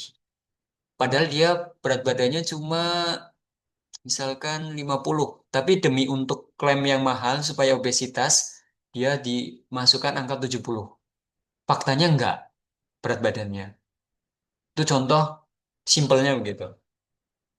Standar perawatan yang tidak sesuai. Penagihan untuk layanan di mana penyedia gagal memenuhi standar kualitas perawatan yang ditentukan. Ya, makanya nanti Indonesia akan menganut bukan INSBG lagi, tapi akan berganti namanya IDRG di bulan Juli. Ini, hari ini kalian belajar ini, bulan depan udah berubah. Tapi enggak apa-apa, karena memang harus belajar yang dasar dulu. eh Standar perawatan ini ya intinya pengisian data yang salah ya, perawatan yang tidak diperlukan. Ini juga ngampur. Oke, kita prakteknya seperti ini. Seperti mana tadi? Apakah udah kelihatan? Udah ya?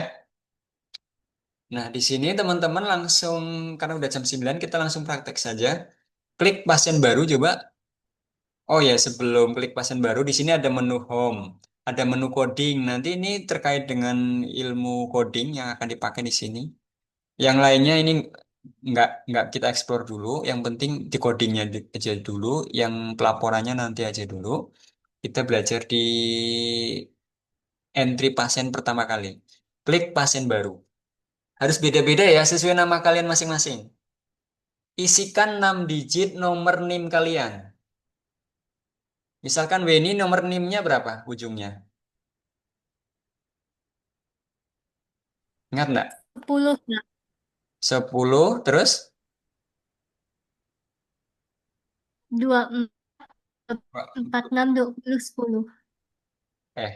24, terus 13, 13, 46, 46, 20, 10.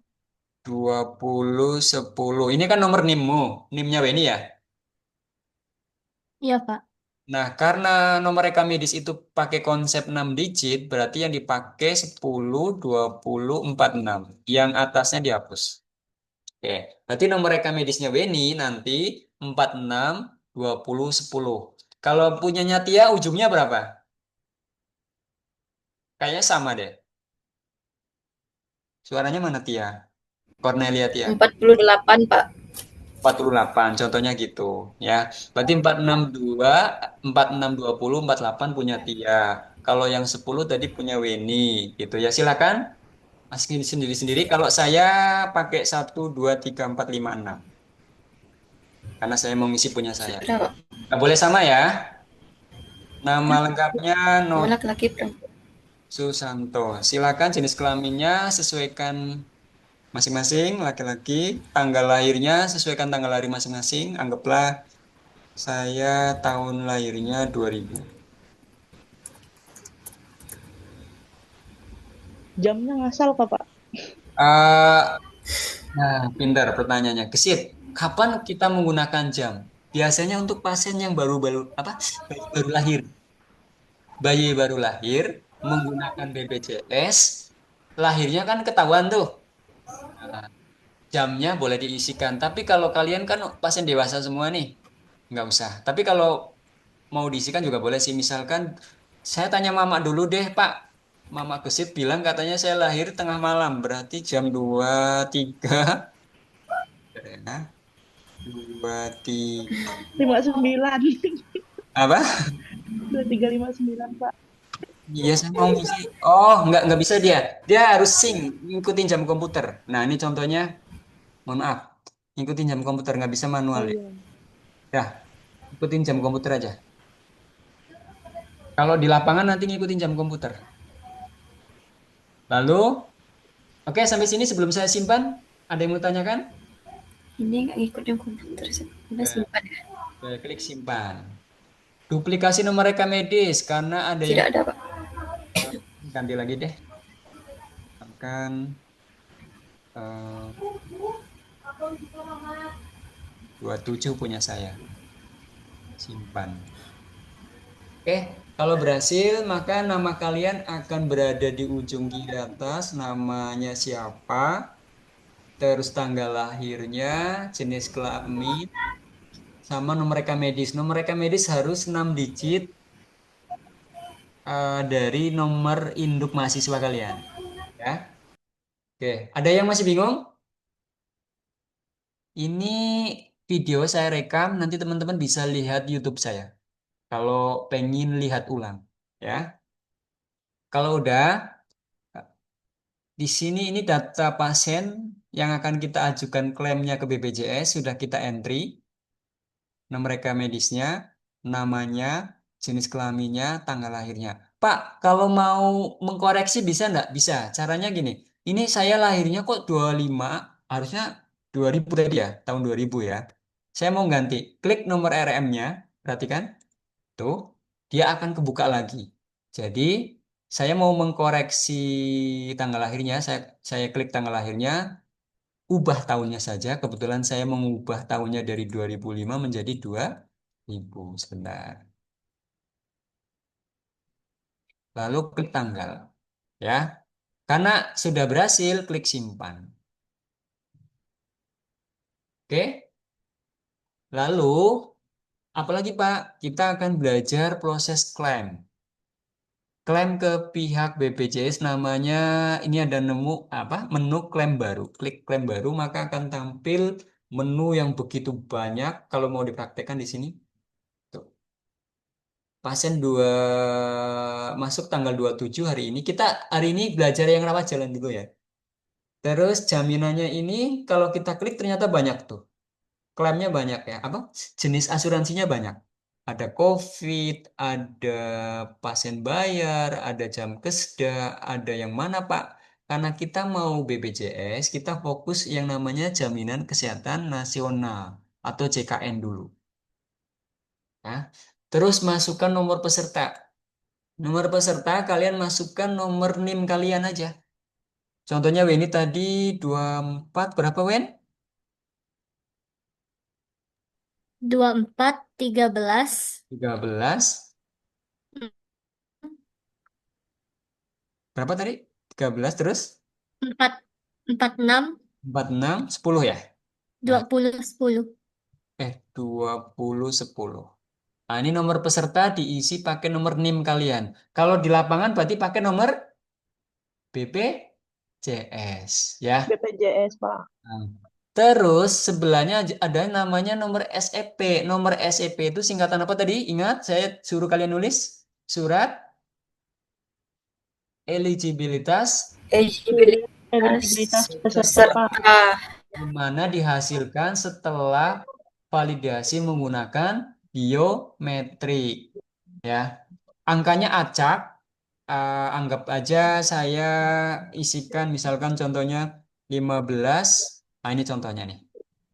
Kalian boleh nyontoh punya saya boleh. Nah, ini angka acak yang dikeluarkan oleh aplikasi SEP Viclaim tadi yang dikombinasikan dengan sidik jari ataupun wajah. Terus di menu COB ini ada banyak asuransi lainnya. Itu kan Jiwasraya, banyak banget nih. Makanya tadi saya nanya teman-teman, kalian bisa lihat nanti, cek aja. Live kan? Tuh. Kalau COB ini adalah apa namanya kayak asuransi gabungan antara BPJS dengan pihak ketiga jika ada. Kalau ada ya misalkan Jiwasraya, tuh ya. Tapi kalau udah ada boleh strip.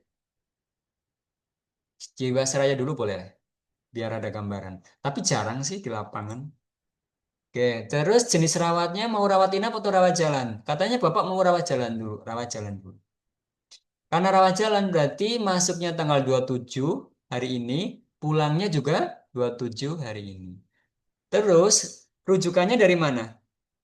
Tergantung. Kalau rujukannya dari Puskesmas berarti pilihnya FKTP. Kalau dari rumah sakit lain namanya FKRTL. Fasilitas Kesehatan Rujukan Tingkat Lanjut. Boleh ditulis FKTP, Fasilitas Kesehatan Tingkat Pertama, FKTP. Saya ulang, rujukan itu setidaknya umumnya ada dua, ada banyak sih, tapi setidaknya yang pertama FKTP, Fasilitas Kesehatan Tingkat Pertama, contohnya Puskesmas. Kalau FKRTL, rumah sakit dengan rumah sakit, Fasilitas Kesehatan Rujukan Tingkat Lanjut. Kalau keluar di UAS harus ingat nih ya, kalau nggak nyimak biasanya gagal. Ya, FKTP, Fasilitas Kesehatan Tingkat Pertama. FKRTL, Fasilitas Kesehatan Rujukan Tingkat Lanjut. Pilih yang pertama dulu, FKTP. Ini LOS, ini singkatan dari length of stay, lama dirawat atau lama tinggal. Karena rawat jalan, masuk hari ini, pulang hari ini, ya 1 hari, gitu ya. Terus yang ini kalau rawat inap nanti munculnya, baru dipakai, kalau ini skip aja. DPJP adalah singkatan dari dokter penanggung jawab pelayanan. Berarti dokter utamanya. Di sini ada menu turun, bisa klik. Misalkan pilih aja sembarang pakai data ecek-ecek, misalkan ini. Ya, ada daftarnya, silakan dipilih. Ini ada pasien TB. Jika dia pasien TBC, maka di checklist. Kalau bukan, jangan. Soalnya kalau iya, dia minta nomor SITB-nya. Padahal kalau kita simulasi, nomor SITB itu adalah masing-masing pasien. Jadi nggak bisa kita praktekkan ya. Ini sebagai gambaran aja. Maka nggak usah dipilih. Nanti nggak bisa lanjut soalnya. Terus umurnya otomatis ya. Nggak usah di entry manual. Rekam medisnya akan otomatis terisi umurnya. Kelas haknya karena dia ini nggak kebaca nomor BPJS-nya. Kalau kebaca dia akan keluar. Dia kelas 1 atau kelas 2 dan sebagainya. Tapi ini karena pesertanya adalah simulasi saja. Kalau teman-teman punya BPJS kelas berapa? Mohon maaf. Kelas 3, kelas 2, kelas 1. Ya, anggaplah kelas 1, anggaplah kelas 2, anggaplah kelas 3. Nanti akan otomatis keluar andai kata dimasukkan di sini sebenarnya gitu.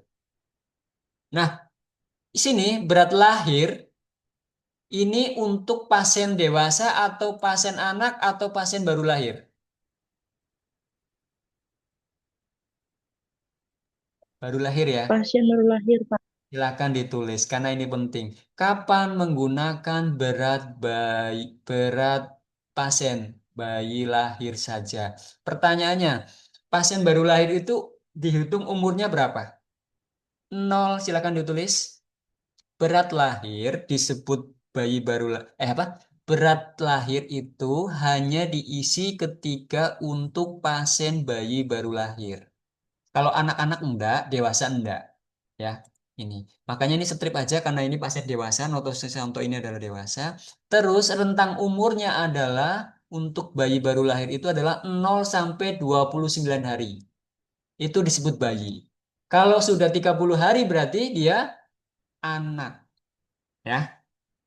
Kalau ini sudah 24 tahun berarti dewasa. Terus cara pulangnya di sini bisa dipilih. Apa aja itu? Jangan meninggal ya, ini nama saya soalnya. Berarti apa?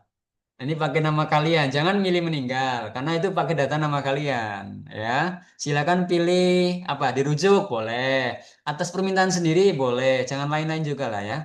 Lain-lain itu kurang. Kalau lain-lain itu nanti proses klaimnya gagal di BPJS biasanya.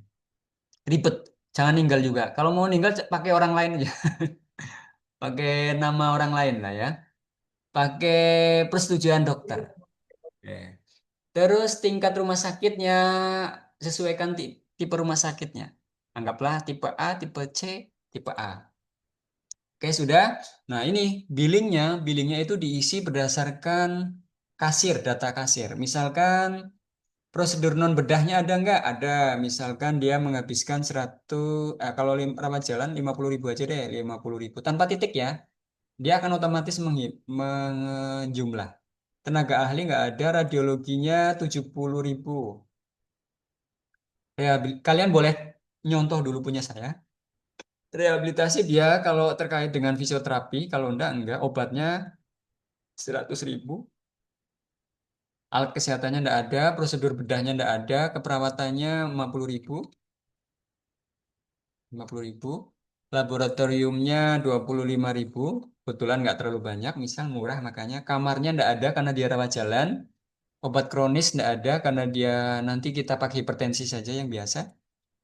Bahan medis habis pakai BHMAP nih. Konsultasi nggak ada, penunjang nggak ada, pelayanan darah nggak ada.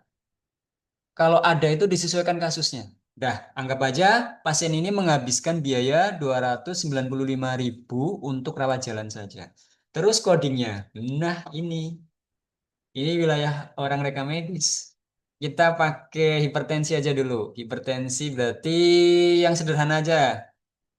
Hipertensi codingnya apa? I10, Pak. Masukkan 10 lalu teman-teman lihat. Nah, esensial. Mana pulpenku ya? Aduh, mana pulpenku tadi ini? Masukkan I10, maka akan hipertensi. Klik, muncul seperti ini.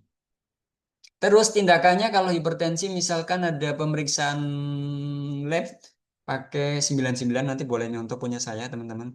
Nanti coding ICD 9 cm soalnya. Nah, misalkan ini. Itu contoh coding ICD 10-nya sudah ada, ICD 9-nya sudah ada. Terus apalagi Pak? Di sini ada namanya coding INA Grouper. Kita klik, di sini kita impor. Kenapa diimpor? Karena data yang di sebelah itu perlu, ini punyanya Amerika. Tadi di awal bilang kalau teknologinya mengadopsi punyanya Amerika. UNU Grouper ini punyanya Amerika. United Nation University. Sedangkan INA ini punya Indonesia. Jadi di klik impor, maka datanya akan berpindah dari sistemnya Amerika berpindah ke sistemnya Indonesia. Lalu di sini ada data klinis. Kalau hipertensi tadi berapa? Di atas 120/80 ya Tia ya. Berarti mau berapa? Misalkan hipertensi berat 150 per berapa? 110 misal. Oke, sistolnya 150, diastolnya 110 mm Hg. Lalu klik simpan. Yuk, bentar lagi selesai. Teman-teman nanti praktek sesuai namanya masing-masing. Lalu setelah simpan berhasil, nggak ada keterangan berhasil atau enggak sih, tapi setidaknya klik simpan. Lalu klik grouper. Bapak, Ya, mohon maaf punya saya bagian yang coding itu nggak bisa Pak, dia nggak keluar. pakai HP ya. Pakai HP Pak. Pakai HP banyak yang gagal. Kakak kelas dulu pun bilang gitu. Nanti nggak apa-apa, waktunya saya kasih panjang. Misalkan malam ini dia lewat HP gagal, stop dulu, gesit perhatikan dulu, ya. Karena kalau HP itu sering gagal, memang. Ada sih teknisnya, cuma mungkin nanti saya tunjukin. Karena saya kebetulan Ya pakai Pak. komputer kan. Oke, setelah datanya disimpan, lalu grouping, perhatikan. Akan keluar rincian. Kita pakai rumah sakit Kemenkes, jadi tipe A. Kategori kelompok kasusnya adalah penyakit kronis. Dia jenisnya adalah rawat jalan reguler. Kode INACBG-nya adalah kode gabungan dari ICD-9 dan ICD-10 yang memiliki kode tersendiri, namanya kode INACBG, yang dikonversi dari UNO Grouper punyanya Amerika. Perhatikan, ini angka apa, Pak? Angka apa ini? Angka nilai klaim yang akan dibayarkan oleh pihak asuransi dalam hal ini BPJS. Berapa nilainya? Berapa tuh? Kebaca enggak? 300. 377 100 rupiah. Sedangkan pelayanannya menghabiskan 200 berapa? ya, 295 Pak. ini kasus hipertensi. Berarti untung atau rugi? Rumah sakit mengeluarkan biaya 295. Tapi nilai klaimnya 377. Dalam hal kali ini proses klaimnya untung sedikit. Nah, yang jadi masalah di lapangan nanti misalkan konsultasinya ada 70.000. Nambah tuh. Jadi 365 penunjangnya obat kronisnya karena dia hipertensi tadi hipertensinya ada obat kronis tambahannya jadi 50.000 lagi. Sudah total 415.000. Sedangkan nilai groupingnya kita grouping ulang. Simpan lagi boleh nggak Pak? Boleh. Klik simpan dulu, grouping ulang. Nilai klaimnya berapa? Kita lihat ini ada keterangan undefined karena apa nih? Nah, ada yang error. 150 simpan, lalu grouping. Putuskah punya saya? Bentar ya.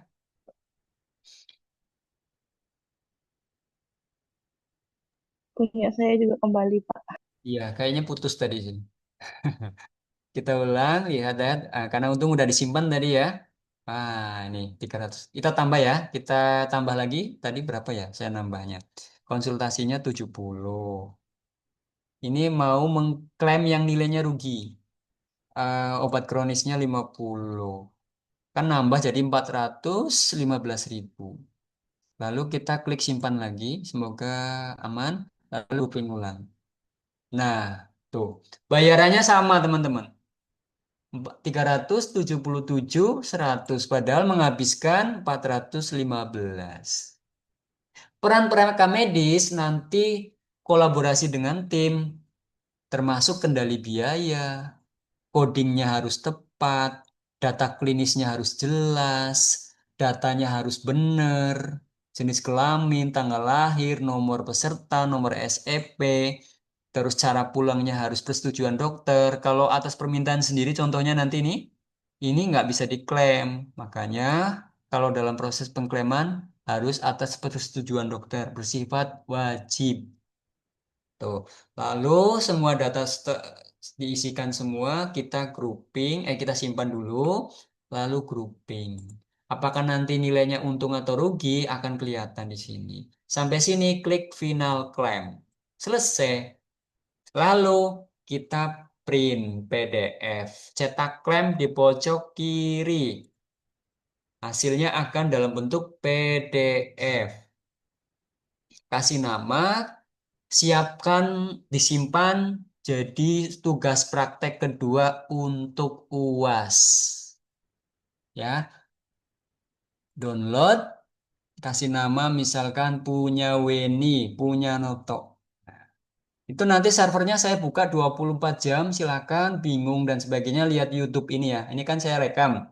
Semuanya wajib praktek karena nanti PKL sangat berguna. Al-Fatir pernah menggunakan aplikasi ini? Semoga udah pernah. Pernah belum? Kalau udah pernah syukur, kalau belum kita belajar bareng, bisa bareng, sukses bareng. Ada yang pernah pakai ini? Tisa pernah, Dino pernah. Ya, yang lain? Ada yang pernah belum? Misalkan ini Noto ya. Pernah, Pak. Oke, berarti kalau pernah harusnya bisa. Aman. Kalau yang belum praktekkan. Apa tadi? Noto Susanto, NIM, NIM-nya misalkan NIM kalian masing-masing 1, 2, 3, 4, 5, 6, bla bla bla. Terus APLRM, mata kuliahnya. Kita simpan, sudah jadi tugas UAS nanti. Tinggal diupload ke LMS. Kalau bingung boleh nanya Pak, boleh. Lihat YouTube aja, nanti kan udah direkam ini. Kita share ke grup ya. Eh, Share ke grup, dokumen, filenya Noto tadi. Nah, apakah nanti setelah jadi di share ke grup, nggak usah aja. Ini saya kasih contoh aja biar nggak rame banget. Nanti cukup disimpan aja di komputer kalian. Untuk nanti supaya UAS tinggal ngupload, ya. Pas UAS tinggal ngupload. Jadi praktek ini sebagai bagian dari UAS. Kalau nggak dicicil kayak gini, kalau nggak dimulai nanti ya rugi sendiri. Orang UAS masih lama tapi udah boleh dikerjain. Nah, itu contohnya. Sip, ada yang mau ditanya? Ayo kita diskusi. Pak, untuk nomor SCP-nya itu bisa kita buat sendiri atau ikut yang udah punya Bapak buat itu, Pak? Boleh nyontoh punya saya, biar ada gambaran. Ini kalau di lapangan kayak gini, angkanya memang apa random dan acak ya. Tapi ngikut aja deh, biar biar agak VIP-nya dapet gitu. Seolah-olah kayak beneran gitu. Angka random sih, tapi ngikut punya saya aja ini. Tapi yang NIM, nomor peserta wajib pakai NIM ya. Tia dan teman-teman. Tadi Tia atau siapa sih yang nanya? Cornelia Tia, Pak. Oh iya, maksudnya. Ada yang mau tanya lagi? Pak, kalau salah boleh dihapus atau cukup nambah baru? Klaim baru lagi aja boleh. Nah, ini jadi bisa belajar. Tapi kalau menghapus boleh nggak? Boleh. Ini contohnya. Ini kan ada dua nih. Tanggal 27 yang stikara yang tadi saya coba, saya hapus. Klik ini, tapi hati-hati ya kalau mau menghapus. Takut menghapus punya teman, karena akan masuk semua dalam satu ini. Akan ketahuan siapa yang menghapus. Jadi, tapi saya ngasih ilmu ini supaya kalian bertanggung jawab. Sini contoh, klik hapus klaim. Hati-hati. Apakah yakin Anda akan menghapus? Ini namanya notifikasi ya. Ya. Ya. Ada yang udah coba ngisi dan berhasil nggak? Kalau udah ngisi berhasil, kita lihat. Kita coba Bapak. lihat, klik coding dan grouping, terus cari pasien, klik cari di sini, pilih tanggalnya misalkan hari ini. Ini ada kayak gambar kalender ya, diklik dulu. Tuh, akan muncul, lalu klik cari. Akan ada berapa di bawah. Tuh, wih banyak. Gesit, mantap. Sudah ada, tapi belum selesai ya. Nggak apa-apa, gesit. Nanti selesaikan pakai komputer aja. Belum, Pak. Ya, Iya, Pak. tinggal diedit aja. Marcel, ini nomor SCP-nya belum. Silakan diupdate sampai benar. Yang lain juga. Sudah ada yang mencoba sebanyak 16, termasuk saya. Oh, 2 orang punya saya. Berarti 15. Gitu. Terus kalau kayak gini bisa dicek satu-satu nggak bisa? Contohnya saya mau ngecek punya Rika Arianti. Klik tanggal masuk. Tuh. Nah, nanti saya cek apa namanya verifikasi proses mengecek. Ini nomor NIM. Jangan ngasal ya. Kalau NIM salah berarti ya kalian nggak ngikutin soalnya. Harusnya dapat 100 gara-gara NIM-nya tidak sesuai ketentuan, artinya melanggar. Nggak dapat nilai 100, mungkin dapat 90. Tuh. Kalau yang lain aman, ini udah oke, udah niru punya saya. Codingnya, ini contoh, ini bagus nih. Mungkin karena tadi belum selesai atau dan sebagainya. Ini keterangannya apa groupingnya? Invalid parameter karena codingnya belum diisi. Ya, punyanya mana Rika? Bisa diperbaiki silakan. Baik, Pak. Caranya kayaknya Rika pakai HP. Kalau pakai HP kebanyakan gagal. Ya, Pak, pakai HP, Pak. Nggak apa-apa, biar kamu punya pengalaman nanti diulang karena ini waktunya panjang sampai UAS. Pastikan kalian bisa. Silakan gunakan aplikasi ini untuk belajar. Jangan sia-siakan kesempatan untuk mencoba ya.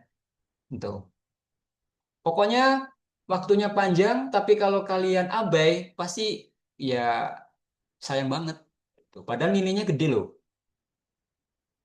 UAS prakteknya kan banyak nanti. Ngisi RME, ngisi klaim satu.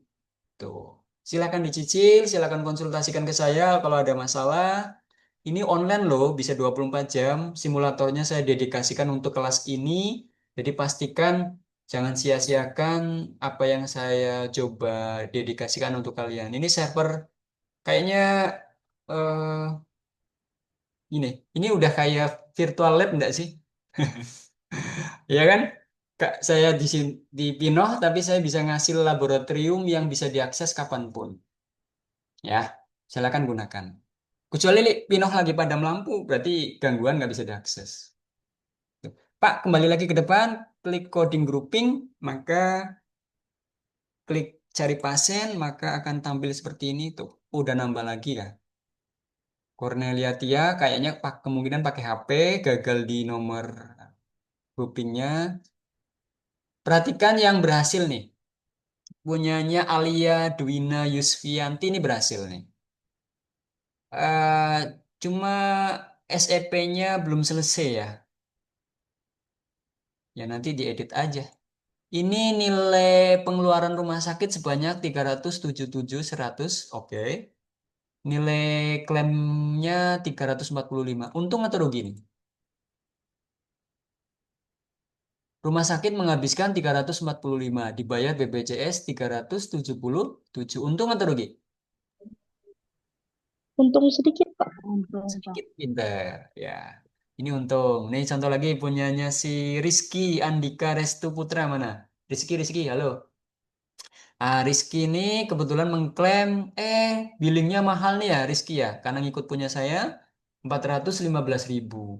Tapi diklaim menggunakan aplikasi iklan, nanti dibayar BPJS, dibayar 377.100. Untung atau rugi Rizky? Mana nih Rizky? Rizky? Oh Rizky. Rugi, Pak. Rugi. Gak apa-apa, yang penting kamu paham. Paham konsep. Ya, mau untung atau rugi nggak apa-apa, yang penting kalian paham. Kalau untung tahu kenapa untung, kalau rugi kenapa untung. Apa? Gimana sih? Kalau untung tahu kenapa untung, kalau rugi kenapa rugi. Gitu. Ya, jadi kendali biaya, kendali mutu nanti. Oke, karena udah setengah 9, cukup malam, saya mungkin akhiri sesi kali ini. Nanti teman-teman mungkin mau mengulang, boleh. Mau melihat ulang rekamannya, saya upload ke YouTube dan teman-teman bisa praktek sambil lihat YouTube. Kerjakan pakai laptop. Kalau pakai HP, kebanyakan sering gagal. Pengalaman kakak kelas dulu juga begitu. Mungkin karena fiturnya kan kompleks ya. Kalau pakai HP itu sering gagal pencet, gitu di codingnya terutama. Oke, demikian sesi kali ini. Saya mohon maaf karena ada pergeseran Zoom di mana hari Kamis harusnya, tapi karena tanggal merah ya Weni, terima kasih sudah jadi fasilitasi kelas saya dan juga teman-teman semuanya yang sudah antusias menyimak sesi kali ini. Saya lihat terlepas sudah ngantuk, eh tetap antusias sampai detik ini. Saya tutup. Assalamualaikum warahmatullahi wabarakatuh. Selamat malam. Saya Waalaikumsalam. Malam, Pak. Malam, Belum, Pak. Pak. Oke, udah di screenshot belum ya, Weni? Kalau enggak, saya izin pengambilan foto. Slide pertama saya izin. 1, 2, 3. Oke, sebentar. Kok nge-freeze ya? Ulangi lagi slide pertama. Slide pertama berarti mulai dari Margaret. Dari Margaret kita screenshot. Loh, kok gagal? Kita ulangin 1, 2, 3. Slide pertama. Oke, lanjut slide kedua. Oke, terima kasih semuanya untuk yang terakhir kali. Maksudnya terakhir dari sesi ini, saya terima kasih pada semuanya yang sudah hadir. Nanti praktekkan dan tinggal lihat contoh yang saya rekam di YouTube.